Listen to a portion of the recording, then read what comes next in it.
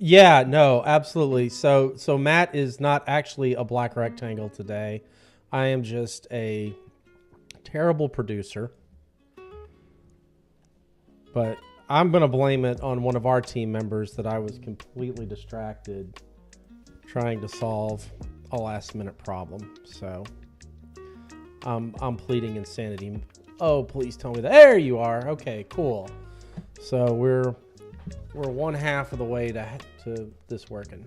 Anyway, here we are. So what are we talking about today? I don't even know. I don't know. Can you hear me? Yeah, no, you're there. You're there. Okay. Everything looks good. So yo. Oh, what a So mess. yo is here. Oh, hey, welcome to the party. Thank you. Thanks for coming in. We're a disaster this morning because we're trying to complete. There's nothing worse than trying to do a data pull and get it converted while you're watching your own countdown timer ticking down and it's below 2 minutes. Like, I got to get this done. All right. I mean, I wasn't stressed at all. I mean, No, you were handling it really well, but that's good for you. So we picked CRM mainly because we got to yesterday afternoon and realized we hadn't picked anything. Did you see the comment?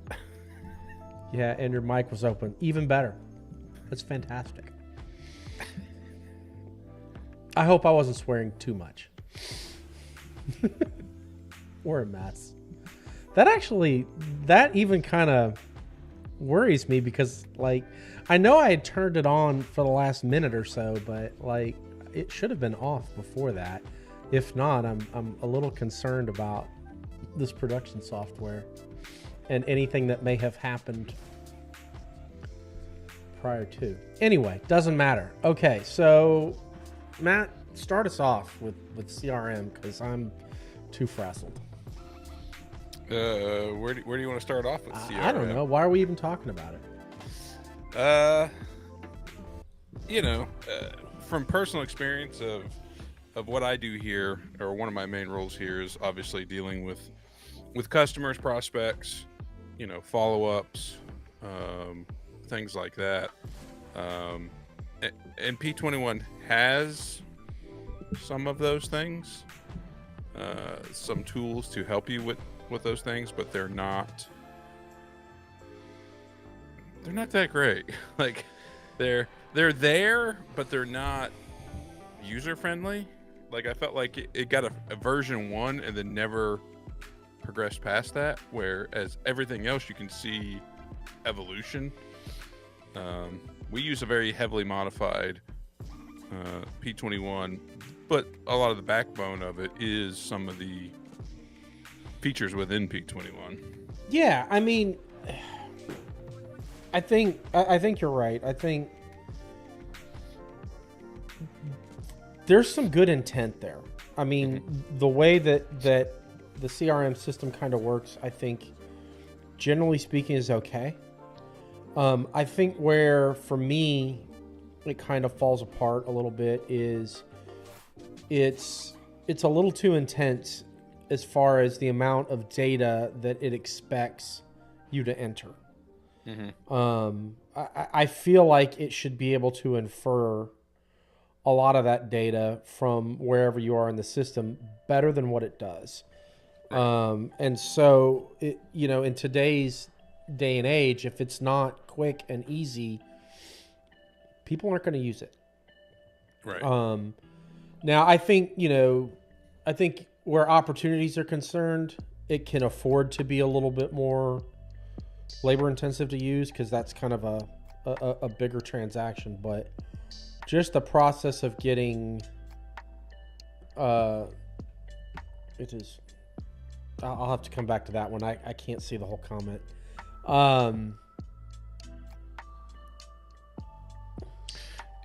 If you're using contract pricing on any of your quotes, the right mouse button, quote button won't work. And quote to order, if it's grayed out, it's just the expiration date most likely. Yeah. And you can just change that, resave the quote, and you should be able to reactivate it. Yeah. Unless it was marked as complete. If it's marked as complete, then it's done. Now, if you can't get any of that done, save the order. Open it back up. Get OE back to blank. Do a previous request and put that order number in, and bring all those items back in on a quote, and then just go back and cancel the original order. And we'll probably I don't know if we covered pre-requests on our sales order one, but if not, I know we definitely have a training video on the channel that goes over using previous requests, which can help you get around that completed quote process. Yeah. Without having to re-enter the whole quote. Yeah, especially if it's 2 or 3 items, you're going to be faster off to re-enter it. But if it's 5, 10, 15 items, whatever it is, previous request is a good hack to get that information back in. So as we're sitting there talking, I'm kind of, because there's a lot of things in CRM that, are kind of broad, but, like customer maintenance and things like that. An interesting one that I just realized is under CRM is Report Studio. Why is Report Studio under CRM of all places? Lack of a better place to put it. I don't know. But anyways, sorry. All right. Well, without further ado, let's go ahead and reveal the next lack of preparation for this live stream, which is I don't have the browser tied off to the production software. So another blank screen incoming. We'll get it fixed. Let's see here. There's Chrome. And it's like magic. There we go. Okay. And it's the right thing, and everything looks relatively acceptable at this particular moment. Okay, so I've implemented CRM on a few different P21s, and each time it's in a different way. But I will say this, the one constant, and we're not trying to sell you software development and consulting. Yes, we are. But the one constant anytime we do CRM is we have to build some stuff that makes that task screen actually just kind of takes you away from it, and we create a condensed version of it. Now, we don't necessarily have that here, but it is something to think about, that if that's a big holdback for your organization of saying this is unmanageable because this task screen is it's too much, there's ways around that. Anyway, having said that, should we start? Gosh, I'm just gonna go ahead and open everything up just to try to remember what all's here. Well, and that's what I was trying to fix, because I do think the customer maintenance is important, but I like starting at opportunity as far as starting the prospect journey. Well, if we're gonna do that, let's go through how to populate all those drop downs then, because we kind of have to do that, and then we can go to opportunities, and I think from there we'll be able to kind of branch out wherever we want to go. Well, we can show the prospecting wizard, and then I think could lead into customer maintenance. Yeah, that one took me a minute to get a little adjusted to, because I didn't use opportunity maintenance at my previous P21 job. I was not in any kind of sales position. I still don't consider myself in sales of any kind of way whatsoever. But I guess I am. It just means I lied to him in the interview. It really did. That's what he's saying. That's what's happening right now. He is publicly admonishing me for selling him a bill of goods when I interviewed him. That's what's going on. I believe it's under, is it sales? No, where is it? It's it's sales cycle. Yeah, and I can't remember. Yeah. So it's under marketing tools, system. Or wait, was it Salesforce system? There we go. All right, so let's start. Sales cycle setup's a good place to go. You're a good salesman, by the way. Well, yeah. Well, here's I've the looked thing, at the numbers. You're a pretty good salesman. I appreciate that. Good. This is another one of those, if you don't know this exists, there's no word that's going to get you here in any kind of search, because obviously all of these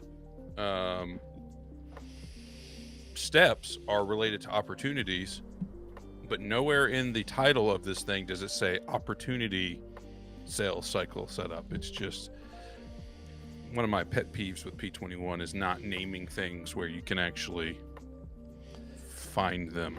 Yeah, and we're doing this in aid of, and I'm going to go ahead and bring up opportunity maintenance, and we can kind of hop back and forth to show, hey, this is affecting that. You know, because this, to me, this screen is kind of in a vacuum. Mm-hmm. And if you don't know, I don't know what you're driving at, it's not super intuitive. Okay. So when we get over here, there's a lot of drop downs here.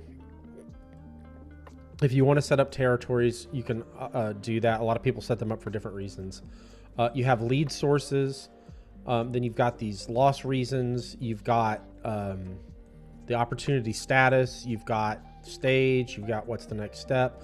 So these are not canned, obviously, out of P21. Like, we've not touched the CRM part of the system, so everything is empty. We're going to have to set it all up from scratch, which is probably what's going to make this end up taking 4 hours as we fumble through it.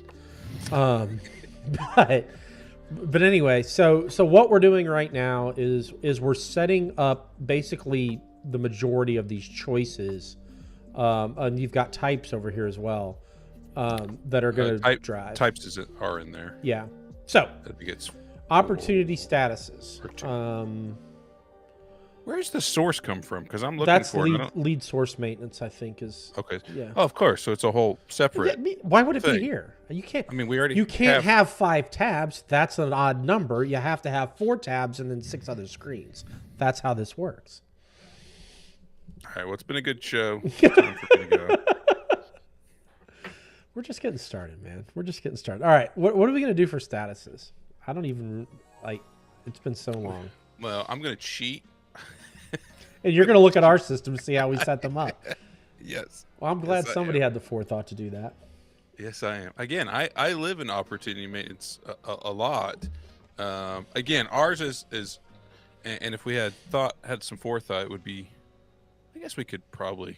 Well, types, I can kind of do that one on the fly while you're looking at statuses. So I'm going to hop over to types, and we're going to say we have new customer.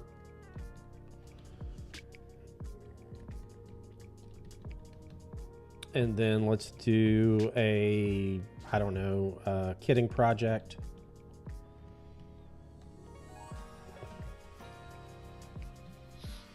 I feel like now there's a couple ways to use opportunities. They're not just for prospecting new customers. It's mainly what I use it for, but it's very useful for tracking. If you have a large job that somebody's bringing for you and you're trying to quote, it allows you to show, okay, we've captured this or we didn't capture this. What did we get from the, there's different,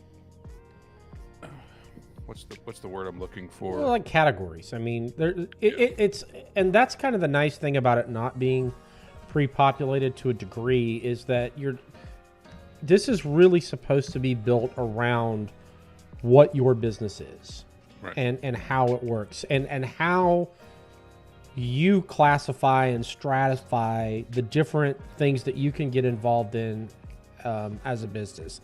So I'm just picking a few that as they come to me, a new customer opportunity, or maybe we have a kitting line and we're trying to get customers, or we're selling that service to somebody, or maybe we do vendor managed inventory. Or maybe we, stratify projects by their public works, and then we'll do like a private bid, something like that. I mean, you can have as many or as few of these as you want. Now, the tendency in any of this stuff is to go overboard. And the reason is because it's only 2 fields to fill out. So what's going to happen is The first mistake everybody's going to make is they're going to put 10 people in a room and do the functional equivalent of try to order a pizza, and you're going to end up with a pizza with 100 toppings. That's how that's going to work. I've been doing software for a long time, like coming up on 25 years, I think. Here's what I've learned in 25 years. I should have picked a different career. No, seriously. What I've learned is go as simple and as bare bones as you can at first.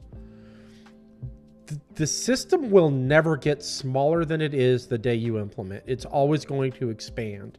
So you want to start from, like, if you can't decide, do we really need that option or not? Cut it. Just brutally say no. We're not. If we don't fundamentally agree that yes, we all have to have that, then just don't put it in.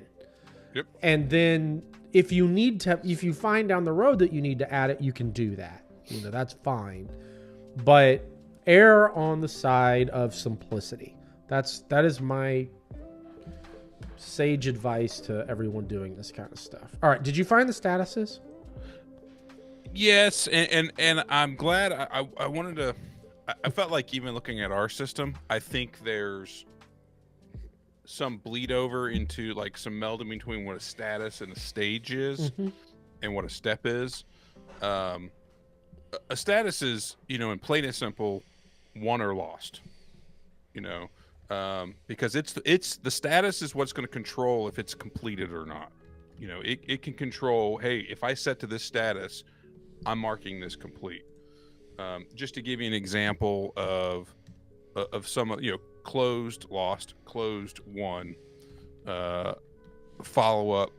And that's where I think some of this bleeds into where status, at least the way we have some of our setup, it should be more, some of these in our status should be more in the stage. Because like in contact is not a status of this opportunity. That's the stage we're at. We're in contact with that customer.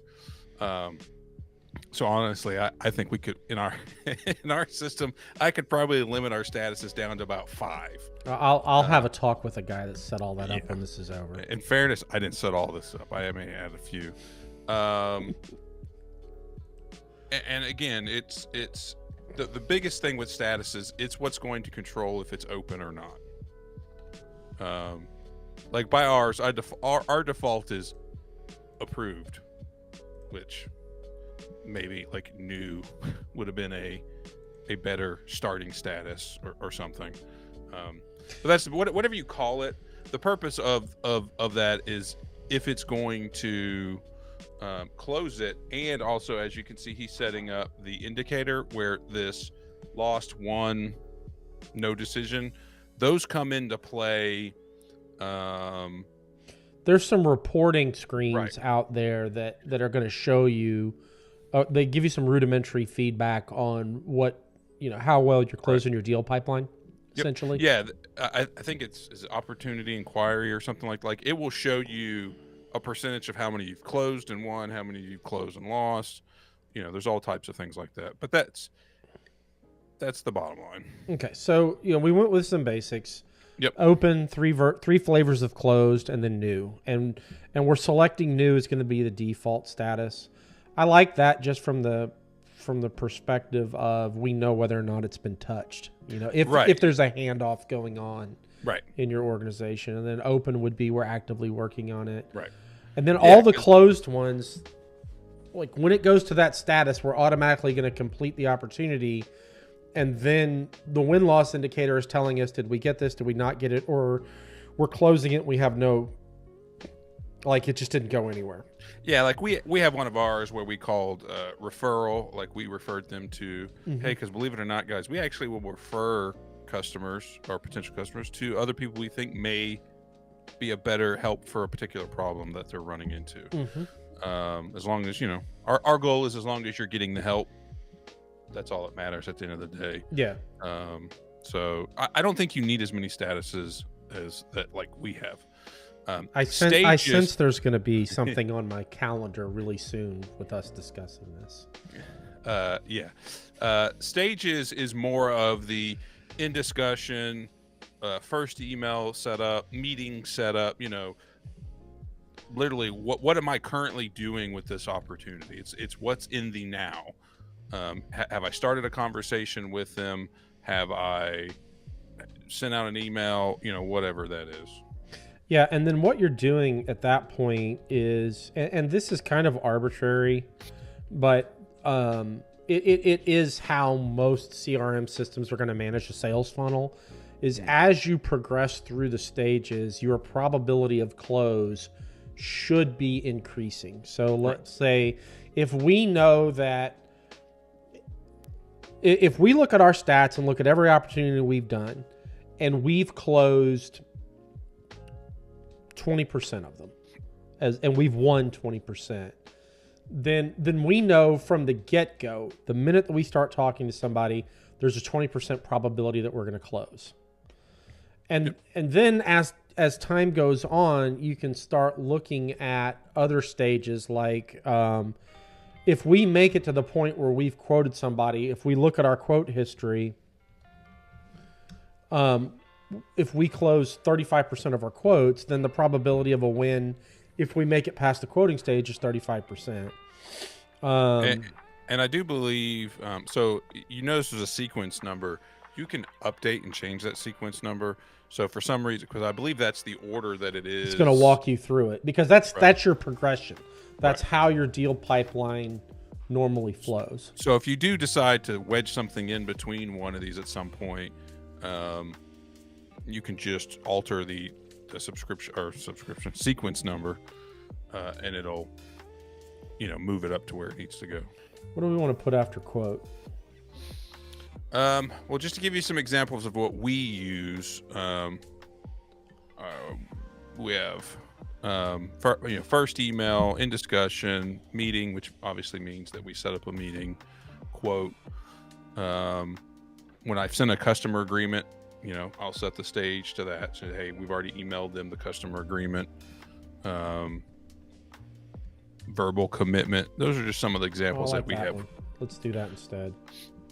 So yeah, the ones that we probably use the most, I would say, in discussion, meeting, quote, customer agreement. Those are probably and we have some very specific ones to our industry. System access, which obviously isn't going to pertain to people unless you're actually doing some kind of IT work. Yeah, exactly. And then opportunity steps. What are we doing there? Basically, steps is it's the next step. Okay. So we're currently at, say we're currently at in discussion, or our next step's going to be hopefully to, quote, or our next step is going to be, maybe we're at the quote stage, and then we're going to be doing a customer sign up, or we're going to close it after this quote. In all this, it doesn't. This is just recording bits of data. It doesn't. I believe it doesn't affect the actual completed percentage. It's just information of, hey, I got these 20 opportunities. Let me show me all the ones that are at quote stage as my next step. It's a way to sort them, I guess. It's a better word. But yeah.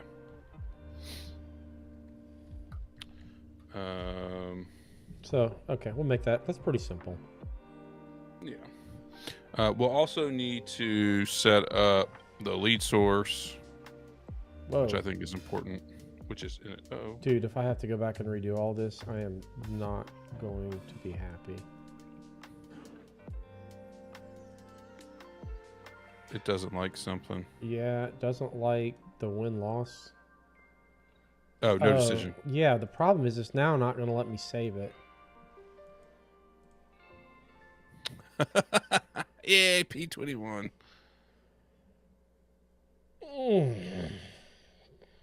Why could it not just say, hey, go update your win-loss indicator? What does an aneurysm feel like? Well, view it this way. It just helps us fill out the 4 hours. We're not immune, folks. We live the same life that everyone else does. Oh, that's good. It did save a stitch of it. Well, let's just create, 2 or 3. So that was our way of communicating the importance of saving as you go. And apparently filling out all activities.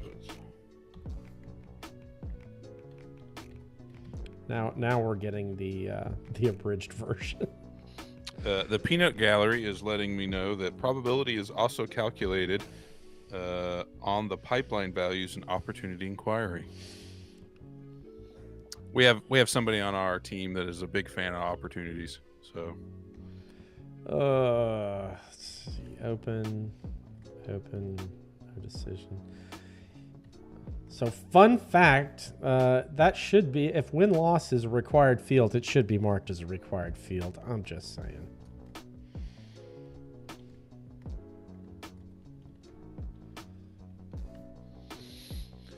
all right, where is Lee? Reason for loss, is that coming from? I don't know. Lost sales. Oh no, that's a what? Okay, cool. I got those in. Now I'm going to the next ones, and they're saved. Can you show me your opportunity screen when you get a sec? I physically don't know if I can.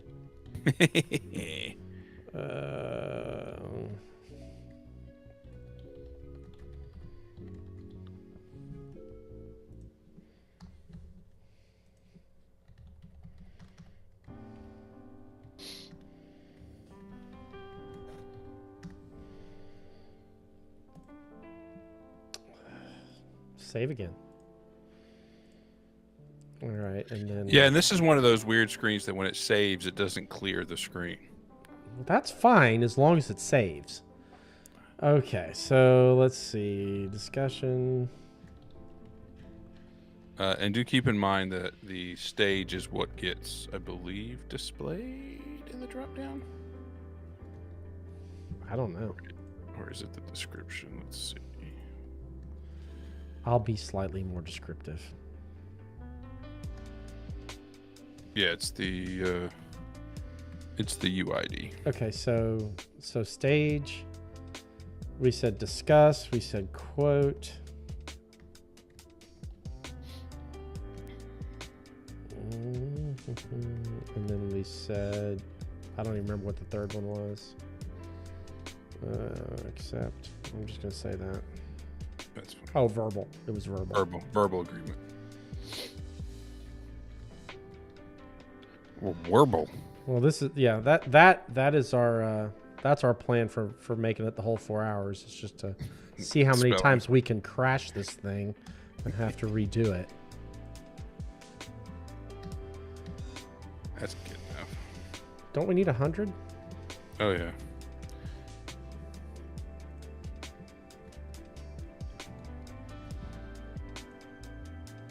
Dude. And watch, it's gonna blow up. It's not letting you save any of the descriptions. Okay, fine. Then we're we're just not gonna have one. I don't even care. All right, what were the steps again? It's basically what you're gonna do after the current stage that you're on. Okay, so this was spec. Yeah, stuff like that. And then quote. I love the fact that when I press enter, it goes out to the status field. That's it. All the frustration's coming out right now. Send quote. Enter. Enter. And it goes to active. It's going to be... And if I press it again, then it sends itself back. All right. Double enter. All right. Quote. Follow up. I think that's good. We gotta close. ABC, always be closing. Put it in chat if you know that movie.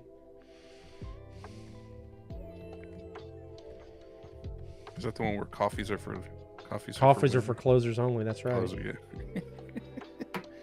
Is that Baldwin? Yeah, it was before he went nuts. What movie was that? or at least before you were showing it. right. You honestly don't know that movie? It's been so long. It's Glengarry Glen Ross, man. All right. Okay. So we survived that time. Where are we going now? I've totally lost the. Go to your opportunity maintenance for me. So we need to set up reason for loss and lead source. Okay. I'm just gonna close. Come back in so that those drop downs will populate. And let's see what we got.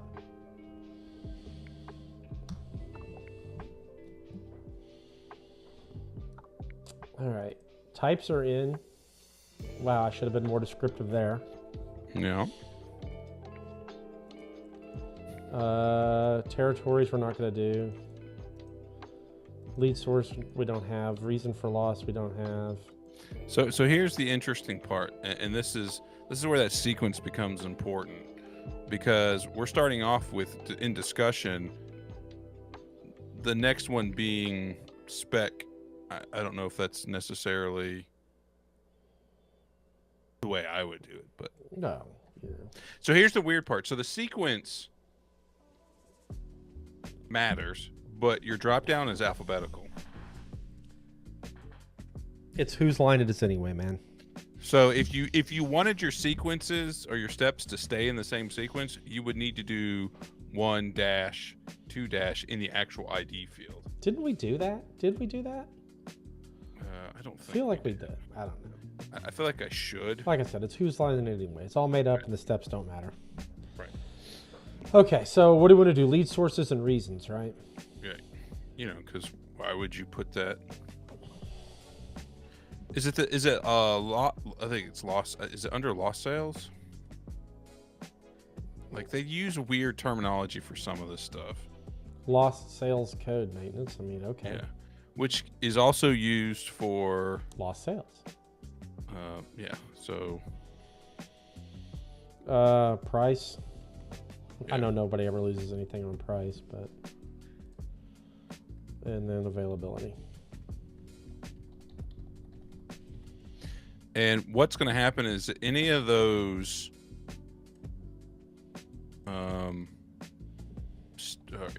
stages or whatever it was that we set up to consider it a loss, when you choose that one, That one's the descriptions. of course it is. Go to the sales cycle. I'm trying to remember what I'm trying to say here. So any of those that say lost, like if he changes that to closed lost, when he does that, it's going to require a reason for loss. Yeah. Now you can do a close that's no decision, because you can have one that's just closed, or like we have one that's, again, it's referral. We don't consider that a loss. We just want to close the opportunity and move on. Right. So closing doesn't necessarily mean it's a loss. It just means you don't want it open anymore. And the other one was lead source. Lead source was the last one we need to set up. That's got its own screen. Of course it does, because why put stuff all together? I mean, I know there's a lot of complicated information that has to go into these, so it needs its own window. We'll put YouTube in as a lead source. Hint, hint. What else? Conference. Referral. Oh, yeah, that's a good one. And I will say that I have met with a couple people that have found us because of YouTube recently. Yeah, that's very cool. That's actually been really neat. Like we really appreciate everybody that watches it, and every time we hit end stream, the first thing out of both of our mouth is, I can't believe anybody actually watches us do this. But so we really do appreciate it. It's fun for us, and we're glad that people keep coming back. Well, I was telling Andy today, I said, if somebody actually sat and watched our streams and they still want to work with us, they're our people. They've been vetted. That's exactly right. All right. I think that's all the setup we need, other than obviously not having a customer in the system, which we need to go through the prospect process. Yeah, we're in good shape. Again, we didn't do territories. I guess we could. We don't obviously need territories. Well, let's go ahead and set it up. I mean, this is Yeah. it for us, so It's all for me. everything's for you, man. I know. Mm. That's an import, sir. It is, in fact, an import. I was just making sure you're paying attention. If anybody is watching this, you've probably done that about 1,000,000 times. Because I know I've done it. I do at least once a week, where I go to click on something and I click on the import one. Because a lot of times they name it exactly the same. It just comes from the import side. All right, let me close and rebuild opportunity maintenance for the 19th time. What's going to be great is when we realize we forgot something else. No, I think we got it. I think we're there. Wait, why don't you have a context space on yours? It is buried. Oh, it's hidden. Okay. Yeah. Yeah, I can kind of bring that up and There we bring go. this down a little bit. I like it. All right. All right, what's next? Let's create an opportunity. Don't we need to create a prospect? Well, no, we can start the opportunity and then create the prospect from the All opportunity. right, what is this a new customer opportunity or what? Yes, new customer opportunity. Okay, so this is going to be new customer, Soyo Inc. Audience participation time. Right. I typically set the type just so, it's right there at the top. All right. So obviously, if this is somebody 100% is not in your company or not a customer of your company, there's a very nifty little button there with a P on it to create a prospect. Obviously, you can go in there and search. Oh, they're not in there. Click the P. And essentially what this is allowing you to do is customer maintenance is can be a very sensitive screen that you don't want everybody to have access to. And the reason for that is there are things in there like their credit status, their terms, how they get shipped material, stuff like that. And so a lot of times companies on P21, they want to put a wall of separation between essentially accounts receivable and sales. It's really no different. And I know I'm getting off on a tangent here and we never do that, but we get asked a lot, like, why are vendors and suppliers two different things? And, we always say, look, the supplier's who's shipping the material, the vendor who you're paying. And I know a lot of times that's the same company. But the reason for it is, as your business scales up, it's a very natural dividing line between accounts payable can manage the vendor, and then purchasing can manage the supplier, and the two will not really collide with each other. So, okay. Before you start entering stuff, that ship to information with the little block on the side, if we had set up, because there's a customer. Should we do that? You want to do that? Yeah, let's set a, because you'll notice like the tax group didn't get populated, and maybe we don't have any tax groups in our system. And I recommend at least setting those up. It's is it customer just default? There it goes. Just because if I have my sales guy setting stuff, where's the tax group?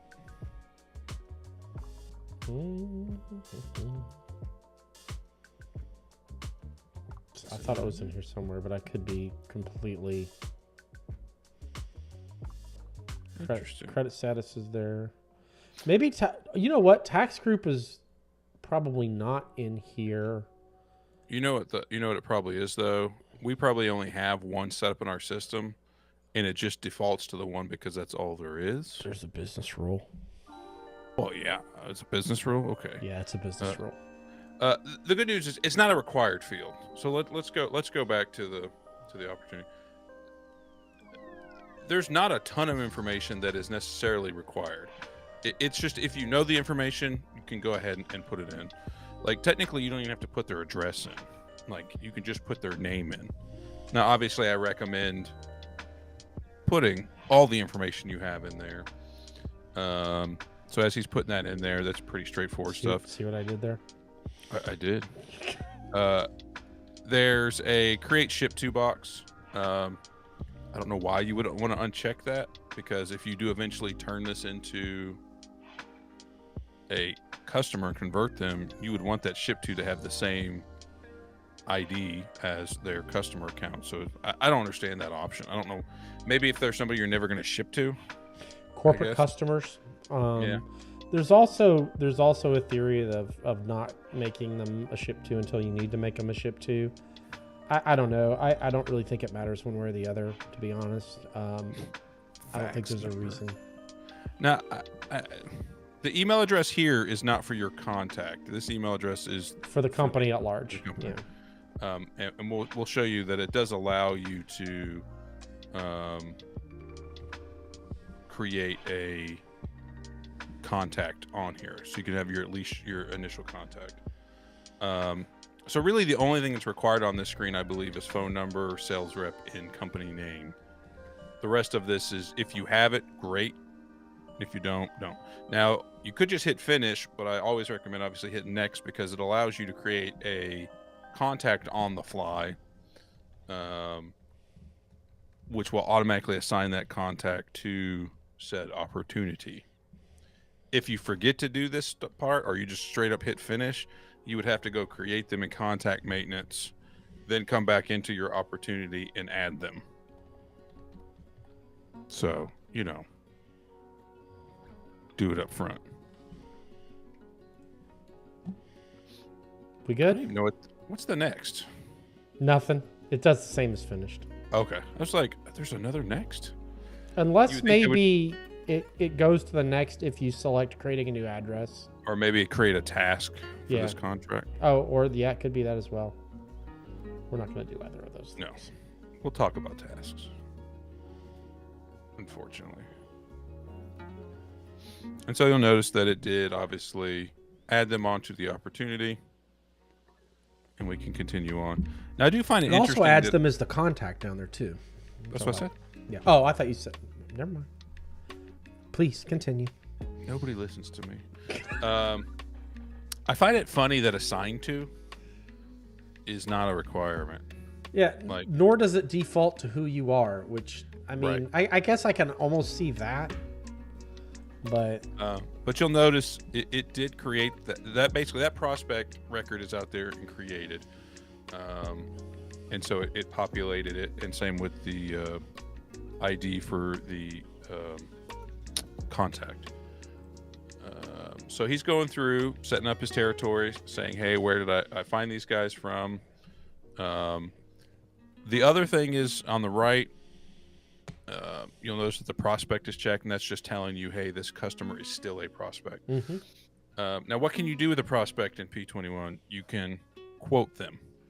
Yeah. You can still create a quote. You can't create a sales order. You can't create a service order unless it's in a quote status.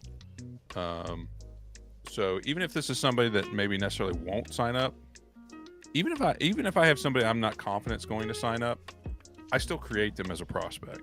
I still want to know that we've had contact with these people at some point in the past. Status is defaulting to new because that's what we set up as our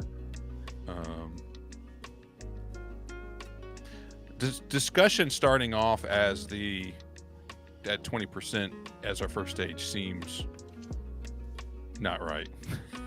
Well, remember when we set all this up, I had made the comment that if you've done the analysis and you typically close 20% of any deal that you get into. And I guess they also, what I wish, and I know this is probably too wishful thinking, I think these stages would be different depending on what type of this is, right? If this is a prospect versus if this is I agree. But there's no contextual stage as far as the type goes. Right. So, each type of opportunity would ideally have its own set of statuses, stages, right, or steps. But again, remember when we said that, yes, it has some CRM features, and that's what we're leaving it. Size is it's the dollar value that you may assign to it. So if this is we're hoping this is a $10,000, $1 million. Yeah. Get ready, Soyo. If Soyo still no watches, pressure. She's probably left. Probably. I would have. The rest of this is, okay, my next step is spec. Okay, when am I expecting to spec out this job? You just set it accordingly. There is no pre-defaults. It's just setting. And if we think it's going to roughly take 30 days to close it, we could do that. And then actually we would leave alone. So before, and also description. Description is just a free-form field down there at the bottom. For what I use it for, if somebody sends me an email, I literally just copy and paste the whole email text in there. But you can also do, I don't remember if it's Control F7 or Alt F7. Can you try one of those? I don't remember which one it is. Is it Control or Alt F7? Alt. It does a timestamp with the name. So this is and it's I think it's unlimited. Really, it's Pretty just as you're working this job or as you're working this new prospect, it's just a way for you to timestamp, and you can have the whole history of when you were doing this. Yeah, same. The same thing applies in cash collection calls. It works the same way. Okay. Though, funny enough, when we imported all those opportunities from WUG, the Alt F7 thing wouldn't work anymore. I think there must have been some kind of ghost thing in there somewhere that just like, nope, doesn't work. Interesting. But we have fancier ways to keep track of that stuff. Yeah. Let's save it and go back into it, because I don't know if you can officially do some of the other stuff until it's saved.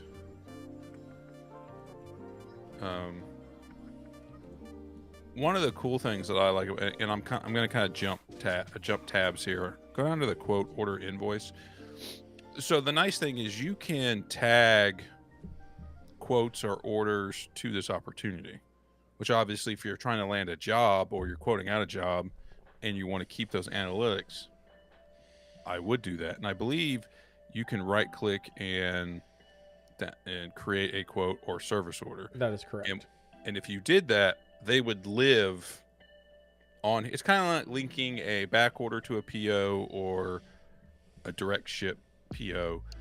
There's always this path that keeps them together. I would just like to say I'm clicking ahead of you a lot today, and you're not admonishing me for it. So I guess I'm doing better. Yeah, your pace is just right. Oh man.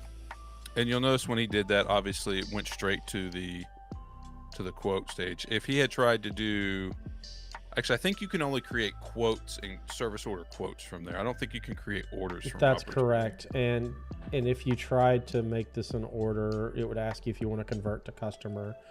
Yeah. Which I can't remember if that is an option in user maintenance. I know. I was about to say there's something that allows you to.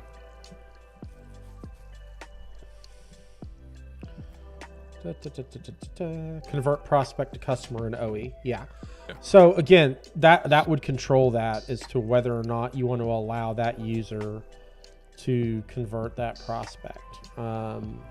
If you say, if this is checked for that user, then they'll be prompted as to whether or not they want to convert the customer.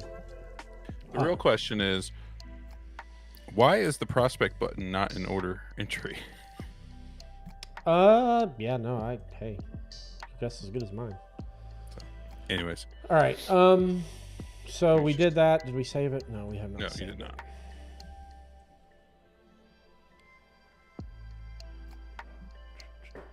$11.30. Wow, I got a lot of gap to make up to get to that million. Okay, and then let's just sweep this out.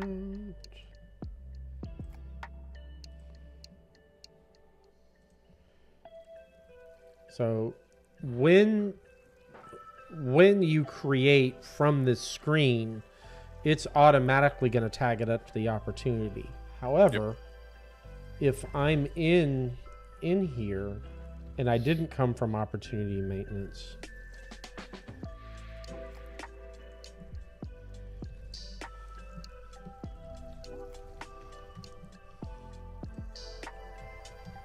or if I have a quote that's already been saved and now we're retroactively going back, You can go over here to the opportunities tab and assign it to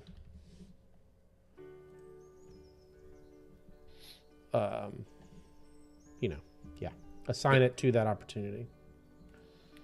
I find it interesting. It shows the opportunity size is 0. I thought we saved opportunity size as 1 million. I thought so too.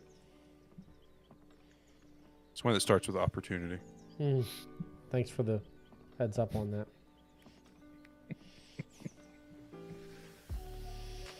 All right. What other tabs we want to? I mean, tasks. I feel like are going to be up.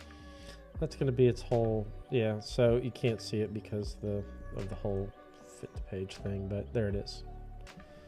So this I think is particularly useful. And then as you know, if you convert these to quotes, or if you convert them to orders, or if you tag the orders out to these opportunities, all of that is going to carry through right to invoice. So it's nice. I like that. Yeah. I'm assuming this is other opportunities for the same customer. For the same customer, yeah. Okay. If there's customer notes, they would be here as well. Which we'll get into customer notepad. I have never really messed with this. I know people that have, and I think we've helped them set it up. And I think that you have to. Yeah, this is a layer deeper than we've ever really needed. Yeah, I'm trying to think of a nice way to type in a competitor. I'm struggling. Epicor.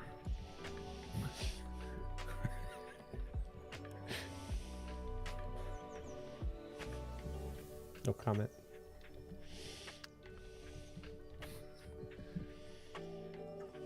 Is level of threat actually set up, or is that going to be something we're going to have to set up? I'm interested to find that out, actually. Oh, well, that's there already.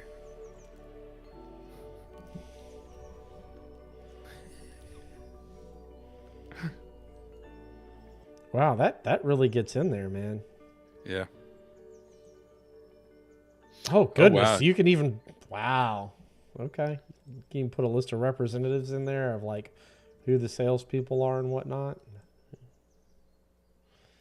Let's see.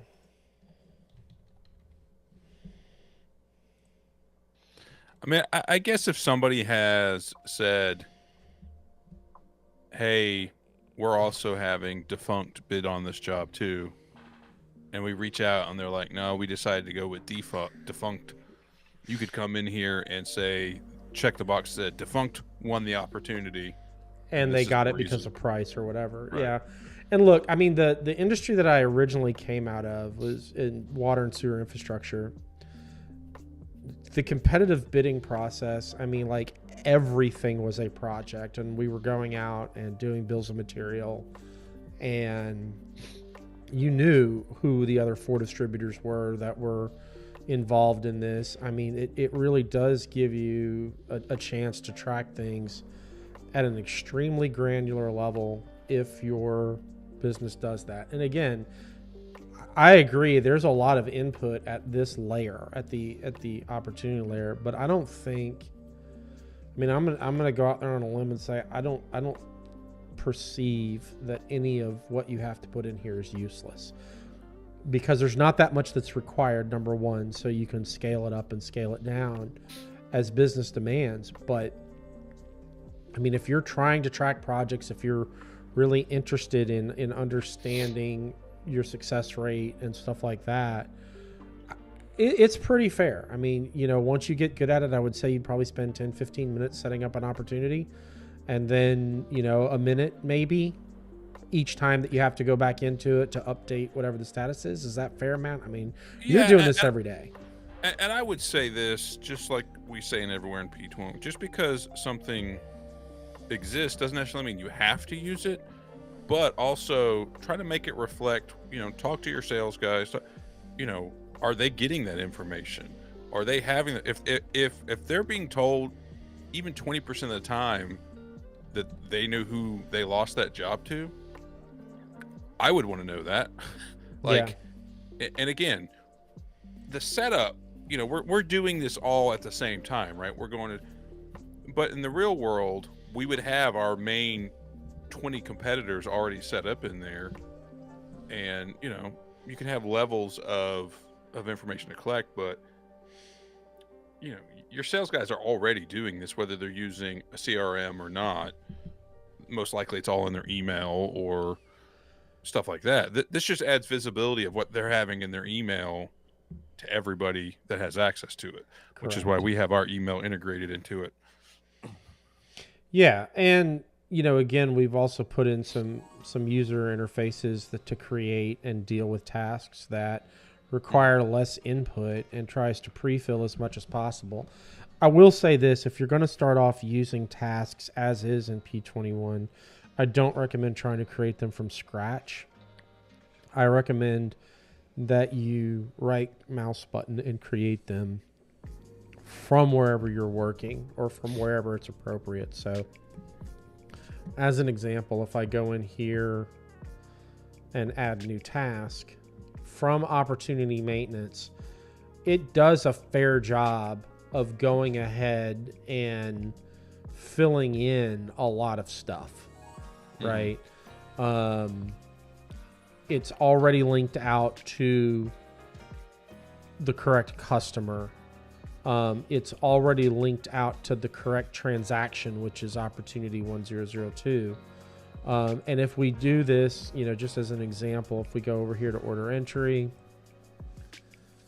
and we pull OE,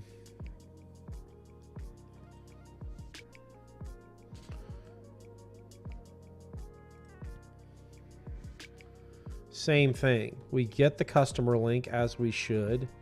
We didn't have a contact on the order, otherwise it would have been filled in.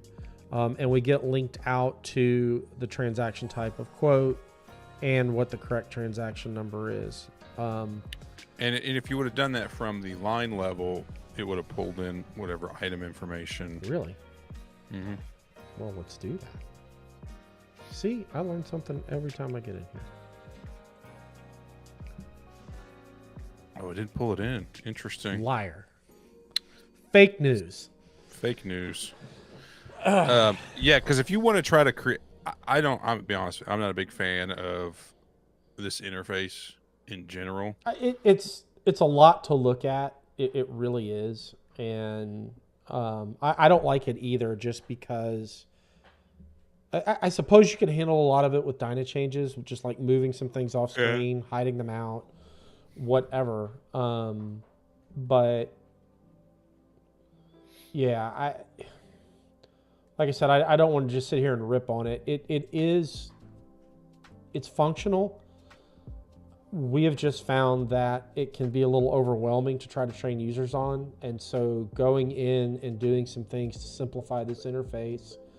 I mean, the task is your baseline CRM work unit. It really is. It is the thing that you're tactically going to be creating a lot of these. And we've created systems like in RP21, we have a version of this that like a lot of stuff is already pre-filled out. It's very context sensitive, and all of that works really well. Other customers that we've done implementations for, the one that comes to top of mind is quote follow-ups. Like we just created a right mouse button option to do a quote follow-up, and it ingests everything off of the order screen. Actually, it ingests it out of a portal. And when you hit that follow-up, it's not for you to record that you have done one. It is the screen is saying it's time for you to do one. And when you push the button, we're pulling in the contact information. Here's this person's name. Here's their phone number. Here's their email. And here's 2 fields that you can say, here's where we're at. Here are my comments. And then you can set a date of when you want to follow up next and save it. So, the goal is within 30 seconds, you can record what your actions were and what your intent is for the next step. And all it's doing in the background is creating a task. Right. And it's actually creating 2 tasks. It's recording the one that you did and then creating another one that's left open with a reminder on it to prompt you later. the good news is, generally speaking, the task tables are very easy to work with in the background, and so the opportunity to automate and improve is there, and it's not a real high bar to do it. And I know I keep coming back to that, and yes, we can do that. We would love to do that for you if you want, but I'm stressing it because I see a lot of people jumping ship over this issue. They're like, oh, Salesforce has a much better interface. Well, it does, but it's another disconnected system that now has to be integrated. With recurring fees. Right. And the reality is, most Salesforce implementations we've gotten involved in, they shut off 80% of it right at the beginning, because Salesforce is a great system, but it has so much that it's also overwhelming. Same with, we're doing one with HubSpot right now. Now, HubSpot I actually really like. And we've used it in the past. But for me, like, you've got a sunk cost in this software. And it's a recurring cost, and it doesn't matter whether you're in the cloud or on-prem, you're paying every month or every year to continue to keep the software up to date. Go for the most. Get as much as you possibly can out of it. Okay, end rant. Your turn. No, and again, we've said this, and I'll keep saying it, is this is more for new people, but I guess for existing people, don't immediately go out and start buying and this is just my recommendation. Don't go out and buy every single bolt-on that somebody sells you. Don't go out and hire somebody like us to customize every single part of P21. Because there are parts of P21 that you're going to want to modify. But you may not know what those are until you're in the system 6-8 months. So you may spend all this money on customizing stuff that you really could just use P21 functionality or slightly modify it with Dyna changes, and then spend that money on actual tools that will make a difference. For sure. Yeah, I think the rush to over customize before go live, I that concerns me. And that doesn't mean that there's not an impetus to have heavily modified systems on the go in. Right. I mean, we certainly had to do that. We have certainly worked with customers that they have to do it because it's wrapped around their competitive advantage. Right. But what we also have found is a lot of times you don't know what your hangups are until you actually get in there at combat speed and you're using it every day. Right. That's just kind of what it is. Well, go ahead. I was going to say, and there's a difference between making changes that will be comfort changes for your staff versus making changes to make it exactly like the system that you just left. Yeah, don't even get me started on that. Yeah. Did you end up saving that task? I did, but it was linked to an order, not necessarily to the opportunity. So we can create one from here. Yeah. And again, you create a task here. It's going to show your comments. It's going to show a bit of information. And I'll be honest with you, I'm so spoiled with our system that I don't use a ton of these features because the system just helps me. So I don't have to really worry about it as much. Now, if you add a document link to this, do you have to go into the task to see the document link, I would assume? I would assume so, and maybe you could pick it up from customer master inquiry, maybe. Okay, so there's our task. Now, so we've got two different tasks, and one that came from opportunity maintenance, which obviously is here, and then another that came from the order. Order entry. Yeah, one thing that I kind of like on that is in customer master inquiry, I think is really good about, and this is why I try to push people into, hey, figure out a way to use the task system, even if it's part of the integration of a third-party system, because it really does do a good job of, where's my task history? Oh, it's there. Scroll. It really does do a good job of Oh no, you got to go. Those are both You wanna go open. tasks. Yeah. Of putting that information in front of you in a lot of different places in the system and making it really easy. So like if you go to customer master inquiry, all of the tasks are there and you can kind of see what's going on. And if you need to get into that task from there, you can absolutely do that. So those are just things that I like about it. I think the lift to take something completely disconnected and try to get it where it's displaying in all these different parts of the system, there's a lot of time and effort and money spent on that. Whereas if you can look at an existing feature and say, how do we make this work for us? What is it that we really don't like? And don't just say, well, that's a deal breaker because we don't like A, B, and C. If you can shape A, B, and C to be more palatable, then you get the benefit of all of these other things. You know, like for us, I mean, great example is we have portals that show what our open tasks are and things like that. We don't use the edit task that is built into P21. We have our own flavor of it, but it's a right mouse button rule that we write one time and deploy it in 6 different places. So anywhere those tasks show up, we can very quickly get to it and look at it and say, oh, okay, this is what it is, and I'm making these changes, and yeah, I want to create a follow-up off of that and close this one out, or whatever it is.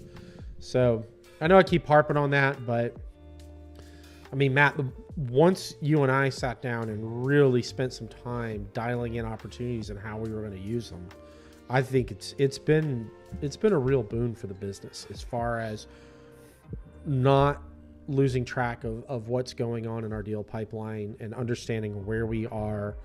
And you know, for us, like we have, just to give some background, we went through a process and we're still going through it in different parts of the business and called the customer journey. And so what we aspire to, and again, I think this is it's a journey. I don't know that it's necessarily a destination, but we aspire that when a client of ours goes through a business process, that each client will feel that in the exact same way. We want that to be very repeatable, and we want that to be very standardized as far as making sure that we hit certain key touch points every time a customer goes through the new prospect pipeline, for example. So we developed email templates around that, and our stages are built around that. And when we send an email, that automatically creates a task so that we can very clearly see, yes, the customer has had that touch point and that's been done and we need to follow up on it, or whatever it is. I don't know. It would be such a burden to try to manage that in a disconnected system for us. I just can't even imagine trying to do that. No, and I did it for the first 6 or 8 months I was here, and it was a struggle. Like it was, I feel like we probably lost touch with some people just because everybody gets so much email. Yeah. And trying to manually use the task system when you're not, because you can't put them in as a customer so it's been great. Like it's made my life actually doable. And well, I think the best example, Matt, was last Friday, right? So when we get an inquiry from the website, and that's where a lot of our stuff comes in from, is people that find us online, or on YouTube. We'll get that inquiry. We don't ask for a lot of information up front because we have a very solid templated way to make that first response. And that's built into our system to generate that text correctly, so that we're asking the right questions every single time and nothing's getting missed. And because of that, the reason that it was important on Friday is I don't ever do that. Like I set it all up and I might have done it a couple of times just as a shakedown to make sure it was right. But like Matt handles all of that here, but he was out on Friday and we got a contact form in from the website, and I was just able to go in. I don't have to remember what the process is because we have a Dyna change on screen that literally says, this is the process. And all I have to do is go in and say, okay, great. Well, I'm going to create this opportunity. Here's the prospect. Go find all their information. Okay, here it is. Assign it to Matt. Send the email. Make sure Matt's Calendly link is in it. And it's just done. And it's so the beauty of it is for us, and this is what I hope everybody tries to aspire to on this, is it really doesn't matter who executes on the process.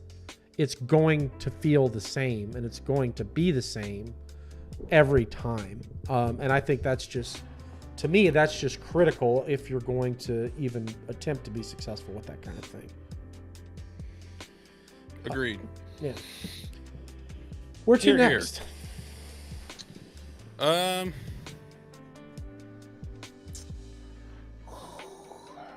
mean, looking to see how deep in we are. An hour and 15. That's not too bad. I'm trying to decide, go back into the opportunity. That's your favorite spot, isn't it? Well, I just,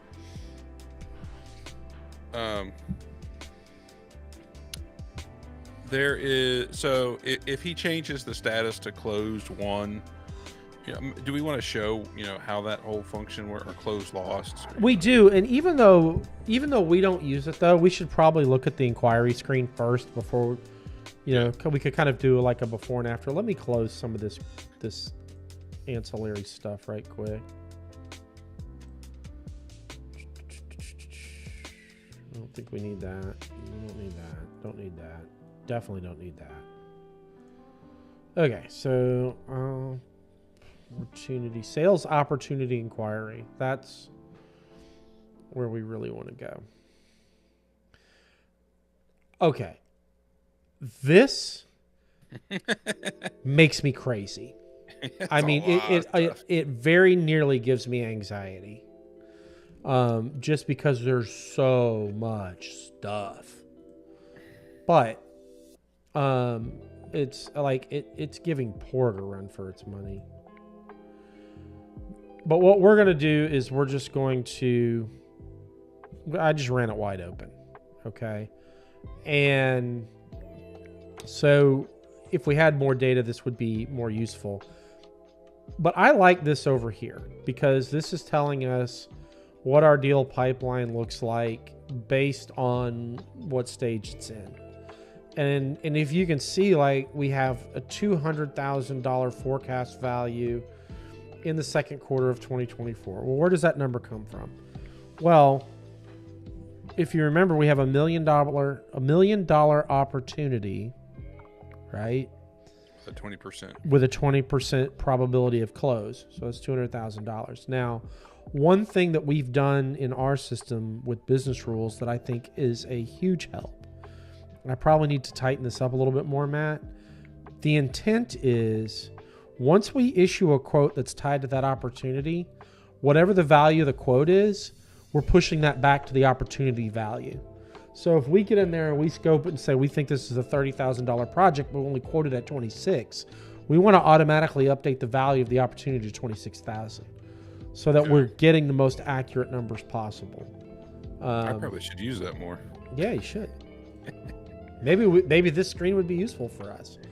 And then you can get into the details and see exactly what makes up those sections of the graph. So there's our opportunity size, and this is where Matt, we probably should use this more often.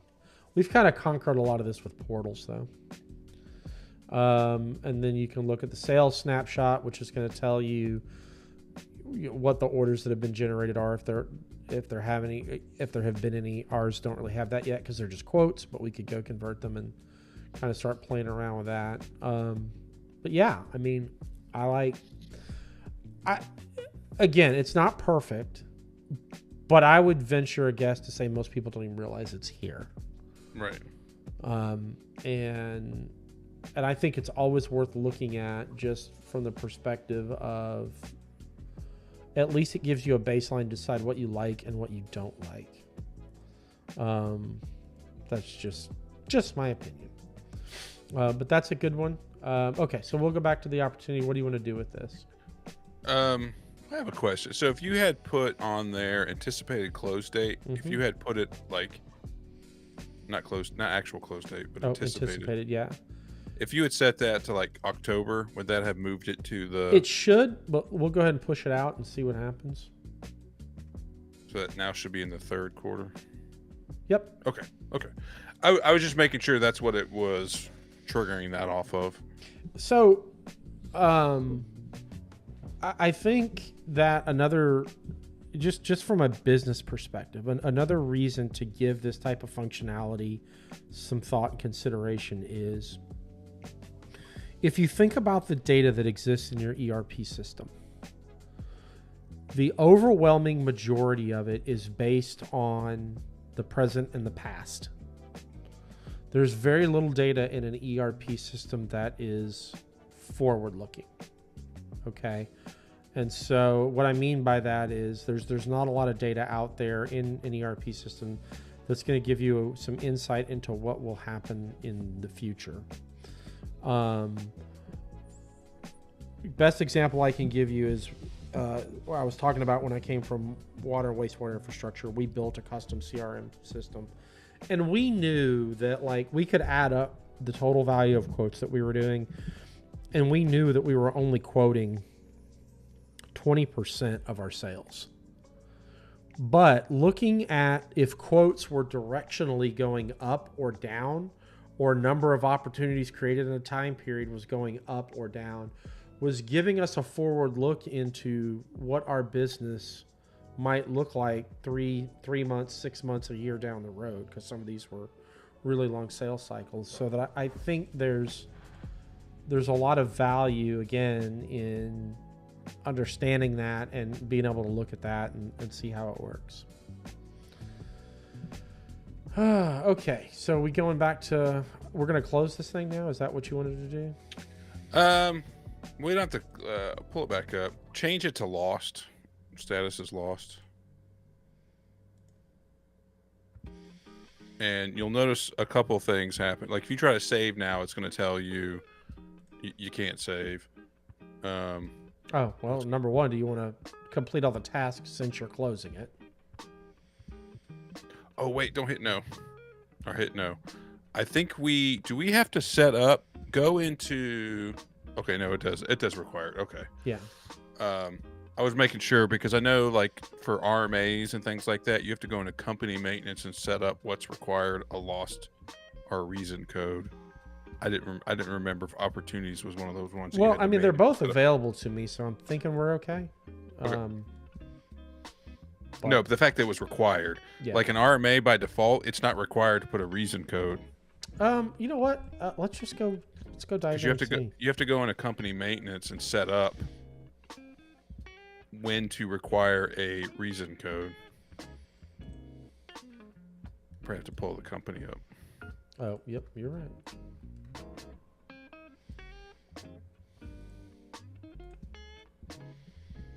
Yeah, so you don't have to do it here, but like if you went down to RMA, cancel, or so that's weird that it told you had to. It already told you that. So why is that? And maybe maybe in the past it didn't have that tied to the lost stage thing. We'll try that and see what happens.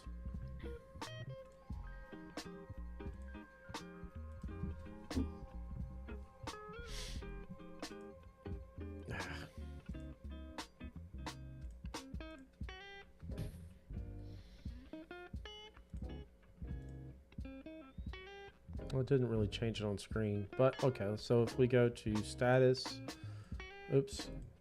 close lost, and we try to save.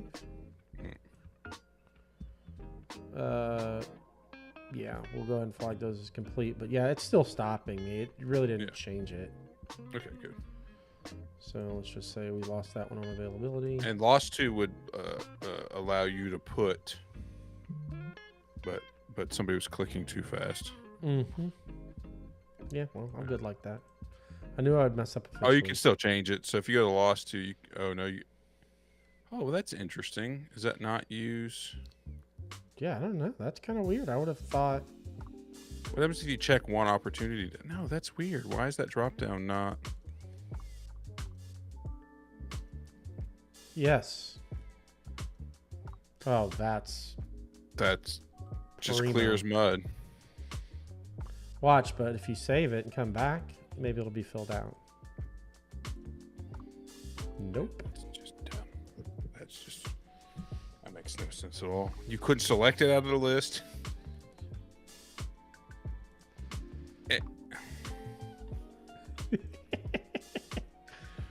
Breathe.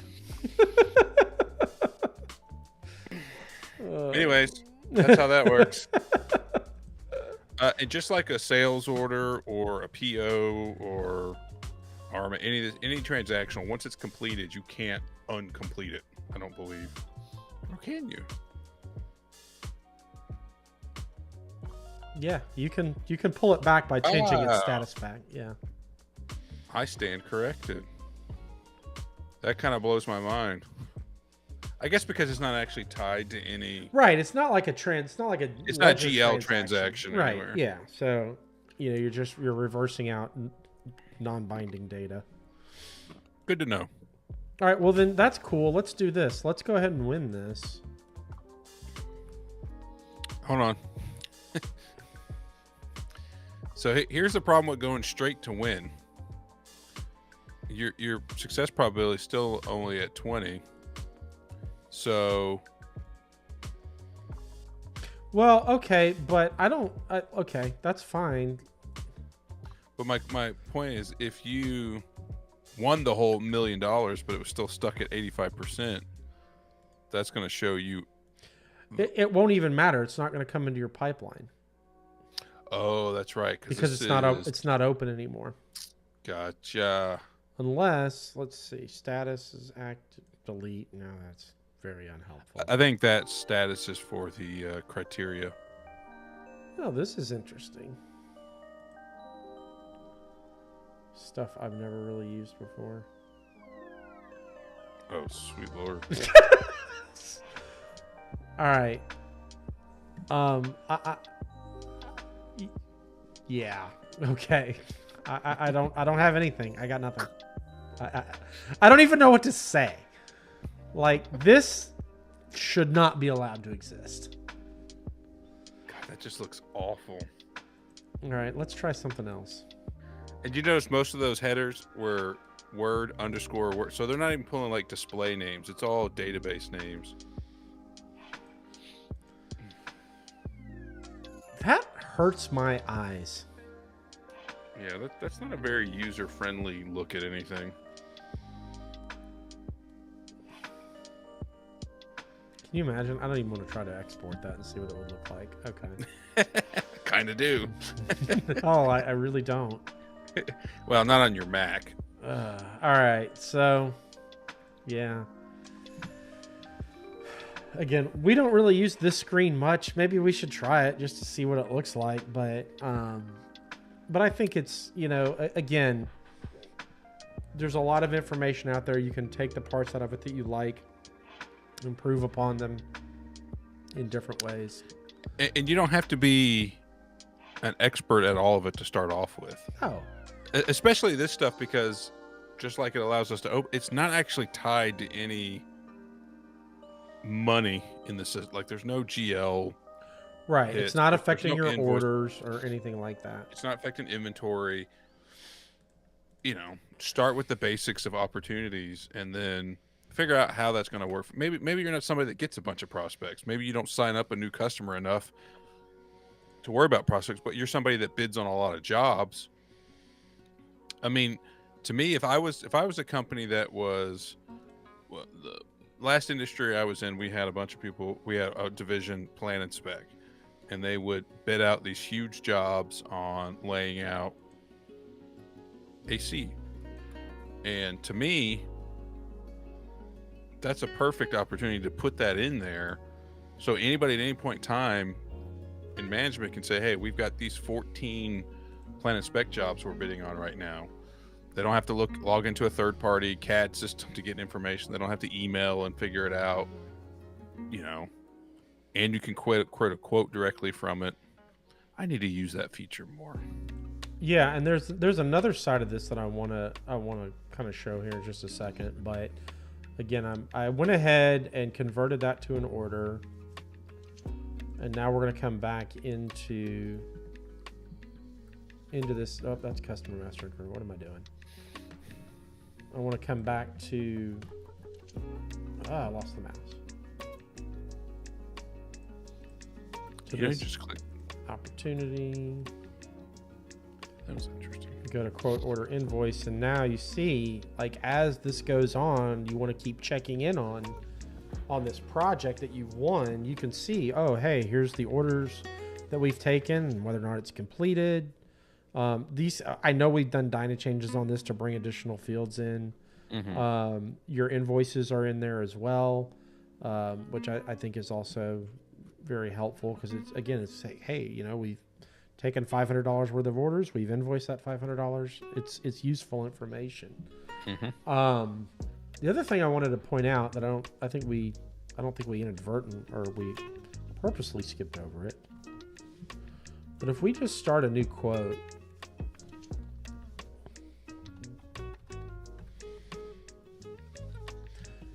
and we're talking to the customer or whatever, and find out that this is part of a bigger project, you can create an opportunity directly from the quote. And again, it's coming in with customer ID already there, and you're just kind of filling out the bits that are important.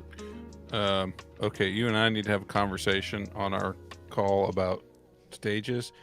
I want some business rules for that. Because I want to pull my P over for my quote, make it the title of the opportunity. Yeah. Yeah. So I get a lot of free work done. So yeah, we're gonna start using that. But it's nice because, again, you have quick ways to get things done. What we should probably have is something that, like, and you bring up a good point. So, like, I could see an automation of, we have a workflow business rule that if you check a checkbox that says also create an opportunity off of this, that we would pick up the title off the job name, and we would, do X, Y, and Z, and with zero user interaction, that opportunity would get created. It would have the right total on it, the right default, everything that we decide we want. We could carry over like order notes or line notes. Mm-hmm.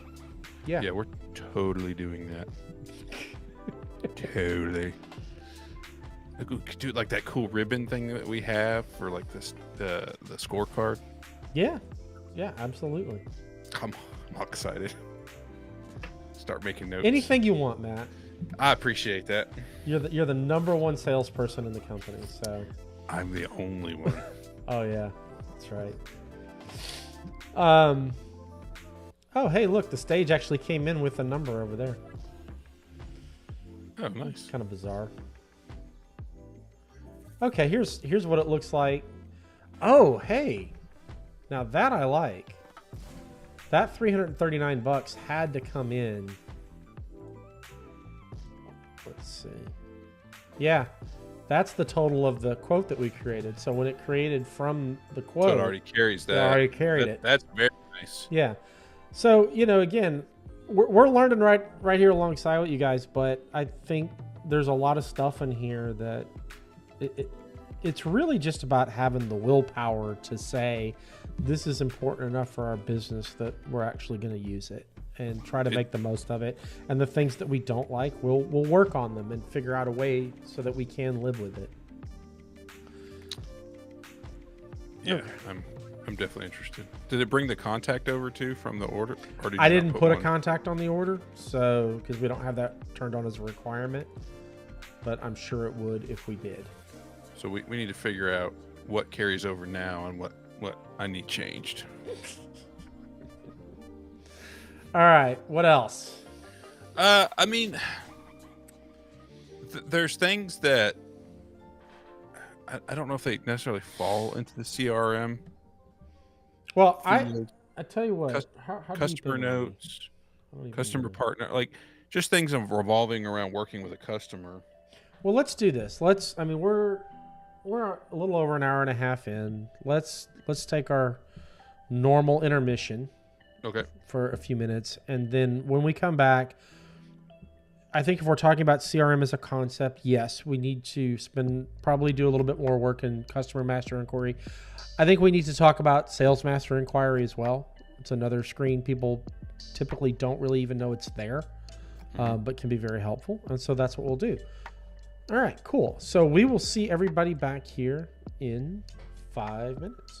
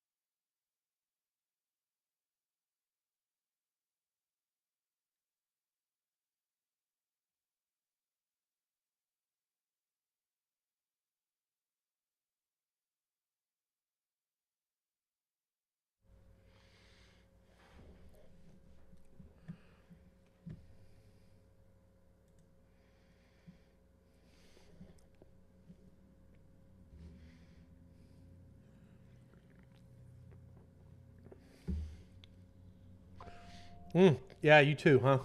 I have to have that snack to take the edge off. I didn't get all my snack. Me either. The other half of it's still sitting over there. It's all right. I do think we need one show note that we need to have a conversation with the people at Indy's organization, because if they're scheduling meetings during live stream, that's no bueno, man. Well, thanks for hanging out. All right, so let's go through CMI first, Okay. and Well, before you, well, no, go ahead. yeah, it doesn't matter. Yeah, it matters. Go do it. Say it. I just get frustrated the way P21 does some things. Okay. Never said that. Do you need to before. lay down on a couch to have this conversation, or? No, but I always find it frustrating. And notes is where I'm going with this. That if I'm in a sales order, I can add a sales order note. If I'm in a whatever screen, I can add that note. But if I'm in a customer CMI or customer master inquiry, I can't add a note. Bummer. You have to go, and this is important for anybody that wants a note that pops up every time a customer enters an order. You have to go to customer notepad. It has its own separate module to enter customer notes, and I find that extremely frustrating. You can't do it from customer maintenance either? I can't Nope. remember. Not that I don't believe you. Which, and technically, even if you could, you don't want everybody to have access to customer Which is maintenance. probably why it's its own screen. I don't even see it. I think it's only an inquiry thing. You can't see customer notes from customer maintenance? Oh yeah, you can. It's just grayed out. Oh, because there aren't any. So, Because again, guess that answers the whole, can you add one from here? nope. And I don't know why it's that way, but it is. So I just wanted to kind of. Well, I do want to talk about that, because this is like,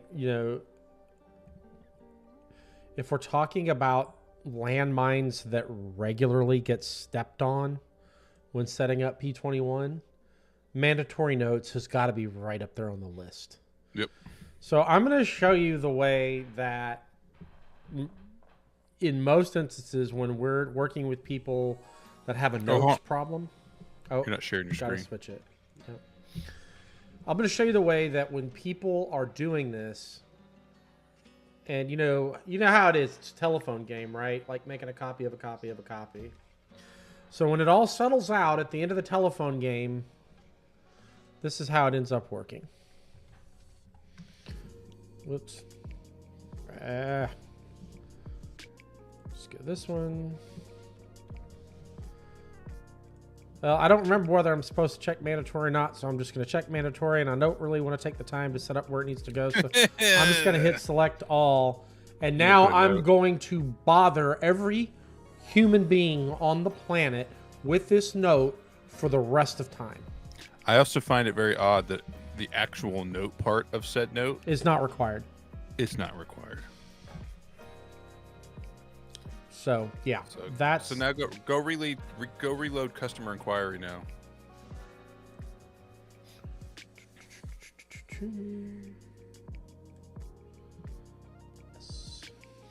I mean, the note system works like every other note system. It's just its own module.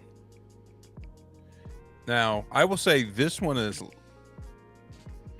maybe it's not as annoying here because it doesn't interfere with the main screen. Oh, you wanted the annoying version. That's right here. Oops. Oh, yeah, no, you don't get to enter your order. You have to be peppered with this first. Now, I thought there was a way to make it, or was that in the desktop version? There was a way where it was just like one of those info drop downs over the top, and not. I thought there was a way that you could make it do that, and I don't know if that's a setting somewhere. I don't know. Let's find out.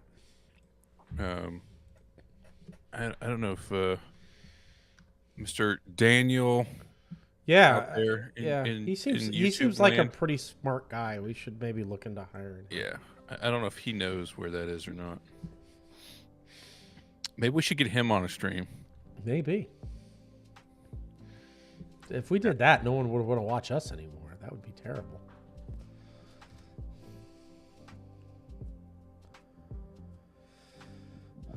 Automatically display mandatory notes in IMI. Default. I swear there was a way to do it, and I can't remember. Or maybe it did it on an older version. Possibly. There was something that it did, but I can't remember. Anyways, Okay. don't hit mandatory unless you actually mean it to be mandatory. And if it is mandatory, don't do select all. Yeah, I mean, let's just talk about some like normal missteps. Select all is a misstep. I mean, really. Number two, I can't tell you the number of times that I see notes get imported that are actually delivery instructions. And so you end up with a mandatory note that peppers you everywhere in the system when you could have just put that into delivery instructions and it would still print on the pick ticket or the packing list and you wouldn't have to have like this in everybody's face. We've talked about this before. If you keep prompting users with the same thing over and over and over again, it will not take long before they just stop reading it. And that, so when it comes to any type of note, customer notes, are there ship to notes? I don't even remember. I think there's notes everywhere. Customer notepad, item notepad, supplier notepad, vendor notepad. Now to think about it, item, supplier, and vendor are the same way as customer. Yeah. It's really And only customer part number. Oh yeah, it's really only transactional stuff that I think you can add the on note. the fly. Yeah, as you go.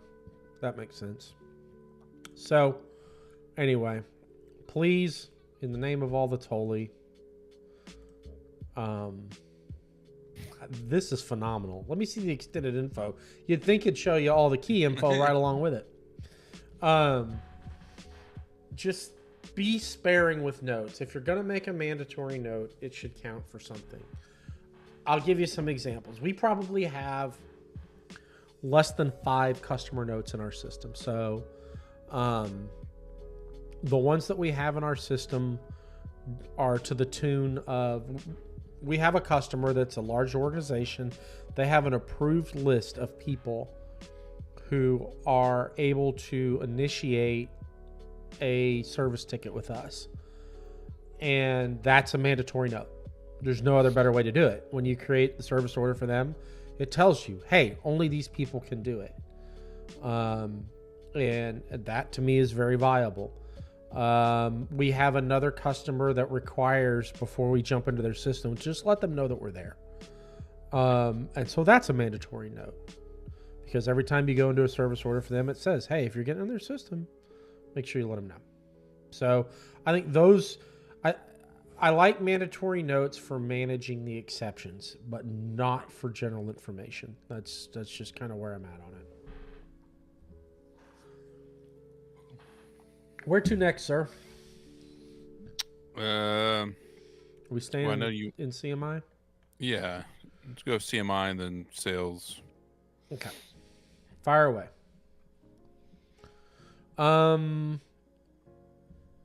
So I think we might have mentioned this before, but customer master inquiry is one of the few places where like you can actually change things. Mm-hmm. If it's up here at the top, these fields can be changed. Oh gosh, we'll do this one. I also think you can do the address too, yeah? Yeah, physical address at the bottom. It's the first tab. If we save that, it will actually stick. You can change classes here. I mean, that could be good, that could be bad. Obviously with DynaChange you can control a lot of those things, and you should, but a lot of people don't even realize that these are editable and you can actually hit save and it does something. Having said all of that, the one thing where I think that's a really big advantage is right here at center screen, where this to me is the easiest way to add a contact in P21. What's the other way? I don't even know the other way. Contact maintenance. Setting it up in contact Oh, maintenance. and just fill the stuff in there. Yeah, no, I would never do So, that. I mean, I really like this. So, It's frustrating you can't do this in opportunity maintenance. you can't? Really? Well, Nope. You can only you only create that first one. Any other ones already have to be in the system.